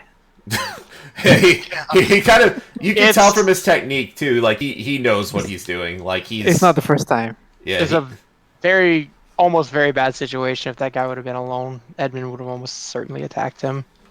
Interesting. He just murdered somebody on the spot. Yeah. Yeah. These guys don't. Literally, the only thing keeping him from attacking that dude is that he doesn't. No. Throughout the entire city, you've seen the Flaming Fist be pretty brutal to everybody. Like, you're probably not surprised. I guess the biggest surprise is that he killed her without getting the information, but then he had a way of extracting the information. Right. And he kind of just looks to you coldly, like, and he just says, "That was the fastest way to solve the problem. Now we know the location of the cult of the Dead Three. You know what you must do." You didn't have to do that. Dead. There could have been another way. Seemed like the fastest way. And I sent a message. And he kind of smiles coldly in your direction. And he speaks up. He says, "You, deal with this." And a random guard comes up and he says, "To be buried by the rites of Lathander." And the guard nods. And says, I will say we'll need the body. He kind of holds up his hand and he says, "Why?" Well, we'll need proof. Wait, what do We we don't need need the proof body. for? We need the eye. Well, how's Wait, why do we need anything? What do you need this The for? captain, the pirate captain, will come after us, thinking we still protect her. Yeah. Pretty much that. Sure, I don't care. He just tells the guy, "It's your corpse to deal with now. My man can go back to manning the wall." And he says, "You go back to work." And they go. "Is there anything else I could help you with?" Yeah, we got you your information. What more do you want from us? No, our task was to kill the Oh. Yeah. Yeah. cultists. Slay them all. Oh, actually, Yes. Sleep them all. All right, yeah. So I forgot what kind of campaign we were in, folks. Yeah, Zaj doesn't mess around, dude. Yeah, they don't fuck around. Trish is like a little unhappy with that circumstance. So is Edmund. Does Zod just leave us there? Yeah, he's just standing there waiting for you to go. Drag the body away. Cool. He kind of crosses his arms and just waits for you to leave. I picked up the body. I'm going to shrug it down to the fucking surface. Yeah. Well, we need to get to the pier or whatever. Yep, you know, it was the Southeast Wharf, which is actually close to the area where you guys originally came into the city in. What were you saying, Kenny? As we're leaving, Edmund would move his badge into a position to where it is now hidden. Uh, The Flaming Fist badge. got it. Trisha copies you. Okay. You guys are Lucky going that to... thing's not on the ground. Oof. Ugh. I almost threw it on the ground. You should have attacked him, dude. That would have been some interesting... Absolutely not. I would. Trust me, he thought about it, but Yeah, dragging he's his friends into a combat with a bunch of guards, 6 guys. possibly getting himself and Trisha killed. Pick your Okay. battles. Probably high-level priest of some Yeah, kind. They're pretty high level, yeah. yeah, and the fact that he basically just insta killed this chick, like, Yeah. no. But that doesn't mean Edmund didn't want to. You would know, as a cleric on Thamila, that Speak with Dead is a 3rd level spell. So, Which is like take that Fifth. as you will. level or so. At least 5th level. Yeah. Yeah. Yeah, these guys keep the order in a pretty big city. They don't I was mess gonna around. say, yeah, it checks out. And during our downtime, we also had to get the feeling of how ruthless these guys were, right? Yeah, again, I've been trying to lay it on with, like, they're literally Yeah, just... no, yeah. it's I mean, we been kind of pretty got clear. it. These guys are not the law and order. Edmund had been going under the assumption that those were just corrupted individuals, not the entire system. But seeing it at the head like that is too convincing. And this is effectively with you would know this, effectively with older Raven Guard missing, this person is effectively right now, from what you know, the highest ranked person of the Flaming Fist in Baldur's Gate at the moment. So he's technically in charge. Yeah. Of the Flaming Fist. Yep. The other three dukes would be Yep. in charge of the city. Yep. All right. So you guys are going down to the Southeast Wharf to find the ship? Yeah. Yeah. I'm the Okay. captain. Yeah, the ship is pretty obvious. Again, it's pretty big. And it it has like the sails are down, but you see a ship like this person's full of their symbology, and it's got like little drapings along the side of what appears to be a crudely drawn eye with a cut through it. It's kind of cringy, actually. Like, this guy's probably like really full of himself in the name. But you're able to find the ship. Outside of the ship, there are a lot of crew members. It's about... Yeah, there's 11 that are on the docks that seem to be... this is the only ship on this particular dock. And you see at least 8 on board. Some familiar faces on board. It's a pretty big crew. What do you guys want to do? Let's call out to Deadeye to have him come down. Okay. You just want to scream, Deadeye! Pretty much. Alright. You scream Deadeye. A few moments pass. You see a couple of crew members kind of looking at you.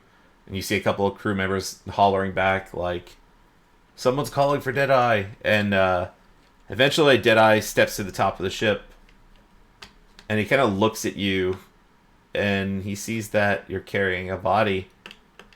And he says, oh, this is an unexpected surprise. And I don't get these often. This is a I bet good you day. didn't see it coming. You're right, I didn't. He is int 10. He's not falling for it. He's not int 8. No puns for him. Oh no! Yeah, I didn't even. No, if you guys didn't catch that, that's good. I That's what did. I happened to did. him. No. That's good. Yeah, I guess I blindsided you guys with that pun. Oh Sorry. god, I hate you so much. By the Oh way, yes. Maurice, I incorporated a pun into your secret backstory thing. You're gonna be. I told Kenny earlier today. I'm like, I want to tell you what it is right now, but you're gonna lose your shit. It's 10 out of 10. Extreme memes. Okay. All right. I'm not looking forward to it. So he says, so she's dead.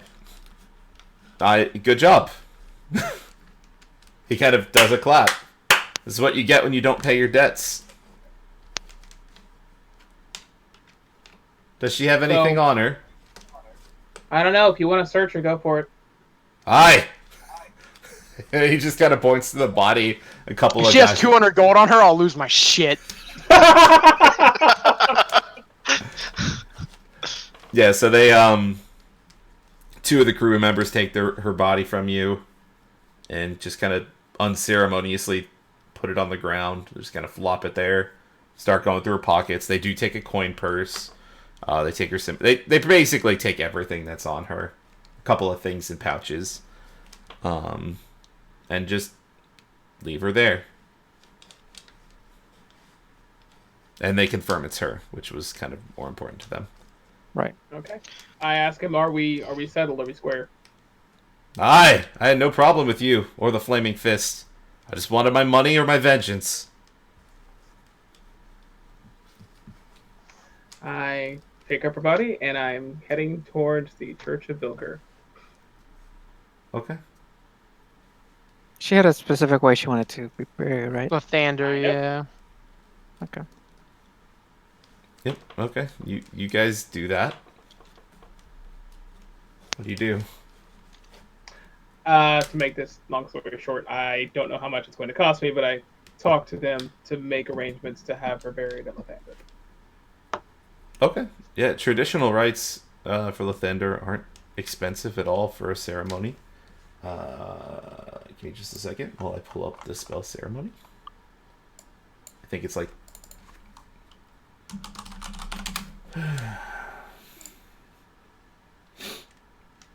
It is...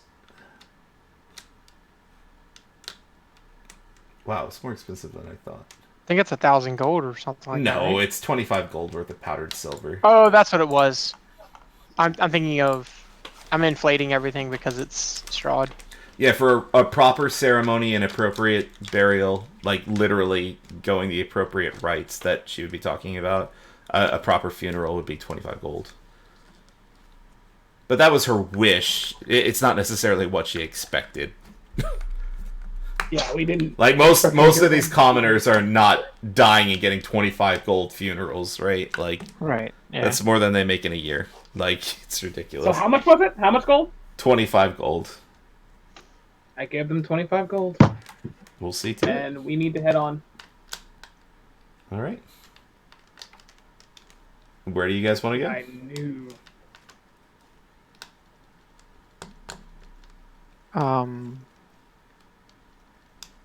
I mean, probably rest at this point. Okay. It's only like midday. You haven't actually spent a Yeah. lot of time. We could short rest if you guys wanted, but I don't Oh, think I- a long rest is unnecessary. Okay. I didn't know what because you used your thingy, so I don't know. Yeah, that recovers at short rest. Oh, okay. Oh, sure, rest. But is thank good. you. Yeah, Good looking out for the team. cool. I will recover that. We're going back to short rest at the Orange Leather Inn. Yeah. Yeah, which is conveniently close to the alleged bathhouse. Right. Yep. So I guess once we get there, we can converse during a short rest, right? Or Yeah. fun? Light Honestly. activity. Yeah. So I guess we would discuss like what I mean. We We going need down to to get this? Are we going out to of this these cultists? conscription as soon as possible. Yeah. So we're gonna Not nearly. take care of as some entertaining. cultists, huh? When we get back to the Orange Leather Inn, Derek immediately proceeds to walk up to his room and shut the door. He really hasn't said anything to anybody since. The killing. Yeah. since the blatant murder in our faces. Yeah. When we deal with these cultists, though, we'll be saving lots of people. Her sacrifice wasn't in vain. I wish she didn't die, but we have to make her death worth it. That's what Trisha says. It's a very positive spin to put on it, Trisha. She nods. I've seen Well, some bad things, but we have to try to make it better. It's all we could do. it's our best bet to find information we need. So, I tell Trisha the story of the dog named Hope. Oh no. This is. Are you trying to drown her hopes and dreams? No, I leave that part out. Drown her hopes. Yeah. Mhm. Yeah, Ugh. I did it. Sorry. I'm in the zone right now after doing some of Maurice's backstory stuff. I knew I had to incorporate a pun, and I lost it. Oh, man. Oh, man. I'm pretty excited about it if you get it. So was there, I guess, during that undead interrogation, Yep. was there any specifics beyond just like 12 people? You heard Anything- what I said was the exact information Okay. she gave. Okay. Yeah. secret passage, 12 people. She's seen at 12 least people. 12 people. At least At 12. least 12. Bathhouse.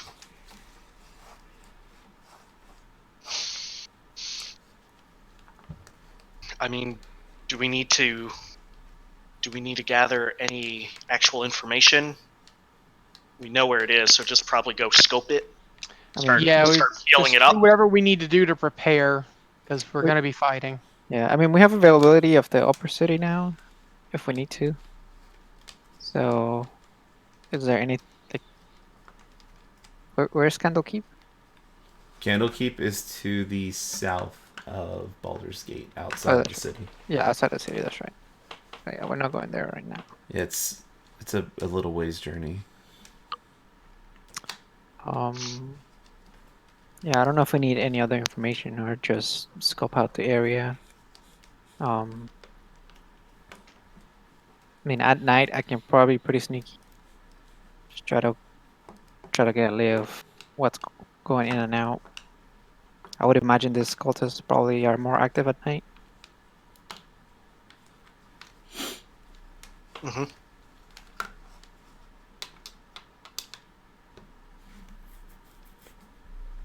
So, I mean, Alex agrees with that. Go investigate at night.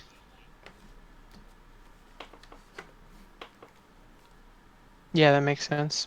We have the cover of darkness.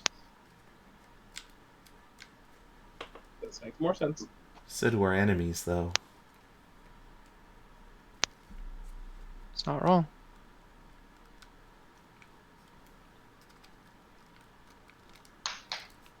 All right. What do you guys want Yeah. to do? I mean, we can walk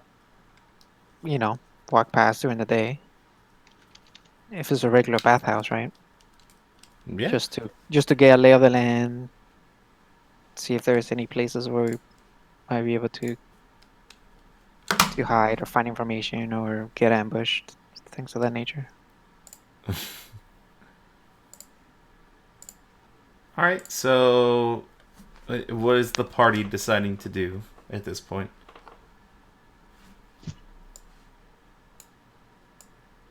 We go into the bathhouse, just going by. Let's go about the bathhouse. I mean, Okay. probably. Yeah, just Out of take your a yeah, swing by, take a look. Yeah. So, During the outside. entire conversation, though, Derek hasn't left. Derek has Wait, it's left like a. He the room. he has not left his room. So, are you Eventually guys we- leaving without Derek? I mean, eventually we would go I get guess him. we I need would to go imagine. check on Derek really quickly. Okay, Yeah. So, cool. He opens the door and the creak open and is like, "What do you want?" Very not pleasant. His normal politeness. very brooding. It's like a emo teenager's room right now is all dark. That's kind of what I was envisioning. Yeah. Linkin What's Park He's- playing with prestidigitation. Yeah, he's 100% doing all those teen angst kind of things that you can imagine. No, we have to go investigate this bathhouse. We're planning to go by, get a lay of the land. He says a single word, just sure, and opens his door and then closes it immediately behind him, and joins the party. All right. All right. So bathhouse. So you guys are just trying to scope the outside of it, pretty much, or are you guys gonna go inside? Like, what are you guys doing? Well, it's an actual bathhouse, yeah. I mean, That's what you were told. well, I'm gonna go and mean- try and use the bathhouse while Eldrin. Sorry, I keep adding an A to your name. Eldrin scopes out the outside Sure. because I don't remember the last time we've taken a fucking bath. Yeah, this one I don't have a perimeter for you to scout, but it's pretty cut and dry. So give me just a second, let me move you guys to a different map. You guys have a map. Boop, boop, Oh, there's a boop. map. All right. Wait, where's my... Dang it. I'm trying to open my read aloud text, because read aloud text is always helpful. Okay, cool. Alright, so let me move you guys to a different map. Here. Oops, I gotta hide that. Okay, cool. Alright, so the outside of this place, I'm gonna kind of describe it a little bit before I move you guys over. So you see people coming and going a lot. Just regular people coming and going, happy, talking, etc. The outside of the entrance to the bathhouse is walled. It's like a 10-foot wall with a gate, and the outside other areas have windows with natural light that kind of lead into the bathhouse. Scoping around Eldrin, you kind of see that the windows are curtained.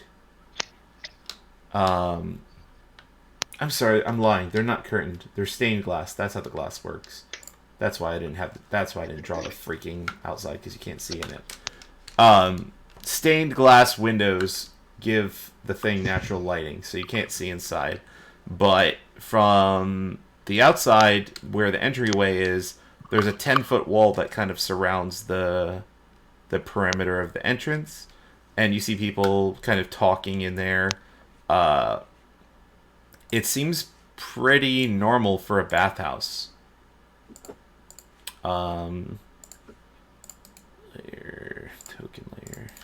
Let me unhide stuff and move you guys over.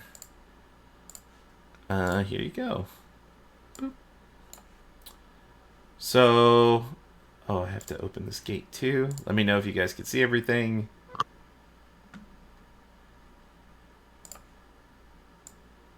I mean, what's your definition of every... Oh, Yeah, sorry, I had to open the gate. there it is. Yeah. So, you're at a bathhouse. What do you guys want to do? You guys can move your characters around. There we go. And do what you want. Pretty much, the bathhouse looks like a one-story stuccoed building with stained glass windows and clay roof tiles. Like I mentioned, 10-foot walls enclose the courtyard that you're seeing right now. There are the courtyard area has a nicely trimmed set of shrubbery surrounding the outside of the building, and there's white marble benches and stone fountains, and the fountains have decorations on them with a smiling nymph tipping a jar that spills water into a stone basin. Nice. It's a nice little courtyard area leading into the bathhouse, which is Oh, very nice. up this way.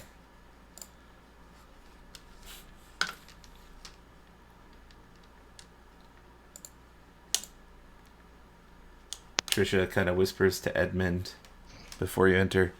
I kind of don't want to take a bath right now. There's a lot of people around. I do that in private.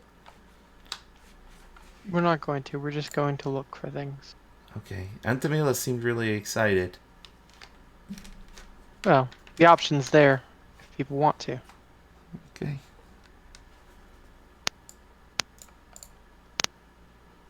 So, Derek, looking inside, you now see... Well, the doors are closed, but presumably you're opening some. I moved them.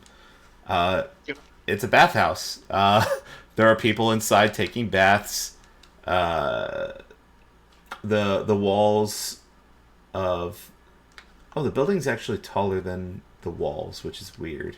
So it's one story, but the ceiling here is 20 feet tall, so it's a very high ceiling. It's a pillared room, so all these areas where you see like your line of sight getting blocked, those are pillars that go all the way to the ceiling. And the chamber itself is adorned with frescoes of bathing royalty. The natural light from outside kind of comes through the stained glass windows, aka it's what lights the room without needing people to see through windows and see naked people or bathing people, creating colorful patterns on the blue tiled marble that covers the floor. There are 3 shallow sunken pools that contain scintillating, perfume-scented water. White marble benches bearing stacks of dry towels are situated near the pools, each of which comes equipped with a pair of brass faucets.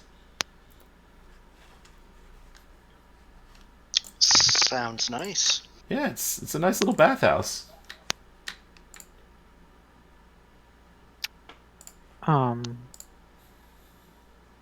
I guess I would tell Antamila to, go in and probably take a look. Roger. Enjoy yourself. Let's see. Huh. Okay. I guess we'll go over here with the maid? Lady? Sorry, I didn't want to put a bunch of naked people in here, guys. No, I got What? it. Just like there's a maid lady. Then I'm like, I don't even see you moving around on my screen. Let me refresh again. Oh, click. Trisha also whispers to you, Edmund, that she feels uneasy about the entry. Like, she says this place feels weird. Are you in the bath, Antamila? I mean, I said I was going to use the bathhouse. Yeah, so, yeah, there's basic amenities available to you. You're surprised a place this nice is in the lower city, and there doesn't seem to be charges for it. It seems to be like a public bathhouse. And it's pretty nice. Antamila takes a bath. Great. Can I check around the courthouse for any, Yeah. trapdoors, yada yada? Yeah, give me an investigation check if you're kind of looking for something specific, like secret doors, etc. If you're trying to spot, like, maybe, like, footsteps for an entrance or something like that, give me a perception check. I don't know what you're trying to do. More like footsteps that would lead into some, Yeah, you know, sure. stuff. So, Alright, perception check. Sounds good. Derek, you're standing in the middle of a room with a bunch of naked people, including a naked Antamila. Woohoo. I have a towel. She has a towel. Oh, okay. Eldrin, you see a lot of foot traffic, but none of it seems to be suspicious. Lots of foot traffic, but again, nothing like leading into a wall or anything Right. weird like that. It's what you would expect. Yeah, it's not like one of the fountains is like more worn or something like that. Yep. Yeah.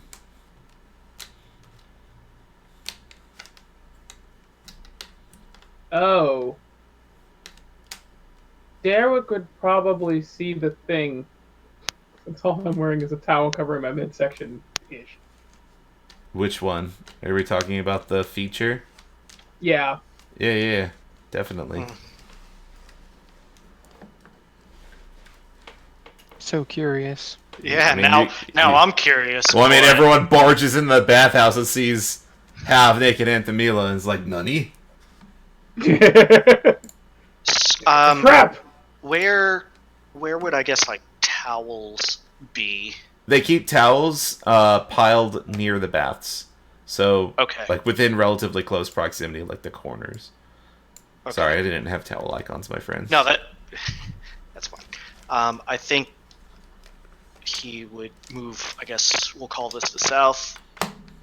Pick up a towel, and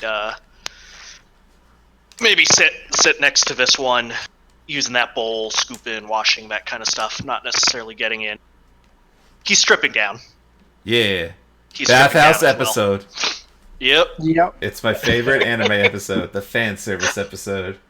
So where's all the fanfic pictures, guys, like, of naked party characters? Let me see them, Twitch chat. Alright, cool. Yeah, it seems perfectly normal. Nice bathhouse. Again, the water is a little perfumed. So, it's, again, compared to the rest of the city, this seems like a little oasis away from everything. Again, you would expect to see something like this in the upper city. You're a little surprised. Just see it in the lower. Yeah, definitely. The presumably naked gentleman next to me. Anything noticeable? Does he seem like he belongs? He seems like he doesn't manscape at all. Wow. Otherwise, Okay. he's a perfectly normal dude. From what you could tell. No, Okay. like, ritualistic Yeah, symbology you- tattoos or anything like that. Yeah, at this point, I'm basically the strangest fucking thing in the room, visually. Yeah, true. Nobody stares, though. Everyone's kind of polite. Oh, nice. Yeah. Yeah. In I guess technically, if Anthamila is looking this way, she would also see some of the features on my body, which are some scars, particularly around my hands, my arms, that you actually never noticed, because I don't really show off my body all that often. Yeah, don't you wear Right on. gloves? Yeah. He wears gloves a lot. Yeah. It's like one of the few times you're actually seeing me take my gloves off, and they are fugly. They are so disgusting. Ew. Your hands or your gloves? My hands. Gotcha. Like, did it look deformed, or does it just look like the skin is charred and scarred? The second. Charred and scarred. Okie dokie. Well, I can't fucking say too much. Oh, boy. Trisha is not about going in here, by the way. Yeah. Nope. Must be modest. I could do that somewhere else. Like by a lake. or She kind of pond or peeks a little bit and then she like looks away, like embarrassed. Eldrin, are you doing anything, Edmund? Also, I want to make sure you guys know there are doors to the north and doors to the south here. Are they closed off? Is it open? It's like Wow. They're closed at the moment. Open walkway. They're closed at the moment. Is this what would be the procedure on a bathhouse? So, like, I know in Japan, you wash off first and then you soak. Is there a wash area, or you just hop in? It doesn't seem like there's a standalone wash area here. Okay. There do appear to be faucets and drainage, though. So, you know, they occasionally change out the water if necessary. You see, like, attendants sometimes come from outside the gates and come in and replace towels and stuff like that. But it's pretty chill. Alright. Anything Yeah, I mean, else you guys want to do except for... I mean, are you guys looking for anything in there? Or? Chatting anybody up? They just need a rubber I- ducky, man. Yeah, no, Derek is definitely not chatting. He eventually gets in and kind of sitting and doing his head so, his whole body so far down and like water just comes up to his nose I think it did. kind of thing. brooding in the water. I guess he would kind of look towards Anthamil, but more importantly, the door behind her. It's kind of his only thought right now. Because that's all I can see from this angle of the map. Welcome to line of sight, boys. Uh-huh. So yeah, I guess he's actually in the water now. All right, Edmund, what are you doing? Well, this is a dead end, right? Yep. So, what about back the other way where Eldrin is? It When I seems pass to through here? Yeah, dead ends. Okay, Yeah. cool. Like it's just a walled-in courtyard. But Edmund's definitely not disrobing because that involves taking off his entire mail in a place that allegedly the lair of cultists. So, True. yeah, he's not necessarily against getting the bath. He's against spending 10 minutes of doffing his armor and then possibly getting attacked. They're specifically waiting for you to take off that plate before they kill you.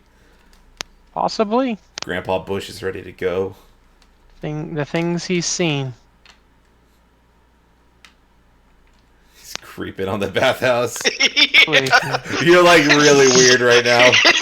Yeah, it's like one of those situations where somebody comes in, like they kind of look around, like kind of they're like debating, like, do I want to get in? I don't know. And assuming that what he can see is what he can see, he would bag Well, now he's and seen just it be too. like, yeah, I'm not getting in. To Trisha. She blushes a little bit.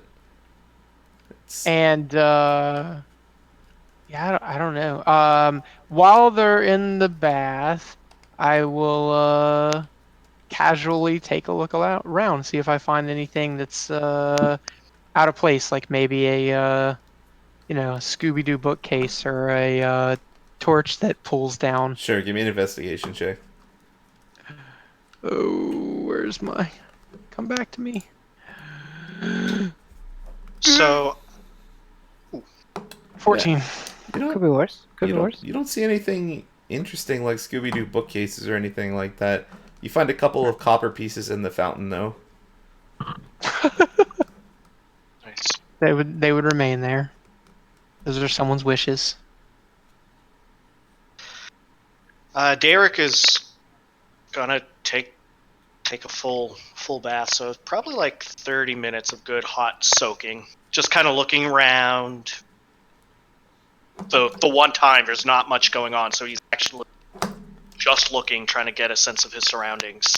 Yeah, there's people coming and going. Bath attendants are just, like I said, replacing towels, replacing soap. Occasionally asking people to get out of the water so they can drain it and refill it. It's pretty steamy in there. Again, the water's nice and warm. A couple of people on their way out give Edmund awkward stares because he's been standing outside for a while. And Not Eldrin? Eldrin too, but he's a little stealthier. Oh, gotcha. And I'm just sitting there by the courtyard. Yeah, waiting for he's my- not looking in the bathhouse. Yeah, I mean, I in figured a weird spot. we'd sit over here. It's also a weird spot. Yeah, that's Like exactly staring into the bathhouse from your seat. maybe I'm Anthemilla's bodyguard. They don't know. So Yeah. yeah, if if you guys after, like I said, so pretty much after like the 30 minutes or so, reasonable bath time, good soak, actually washed. I think I'll want it like that, yeah. He would finally get out, wrap a towel around his waist, and walk over to the door, just very matter of factly, and try to open it. And the door opens to reveal. You'll find out in next week's episode. Oh man! Next time on Dragon Oh, Ball. right at 11. Nice. Nicely Yeah. done. All right, Owen. All right, thank you everybody for watching episode 1. I'll have this uploaded with highlights of Antamila's beautiful singing. And I'll see you next week at 7. Thanks, stream.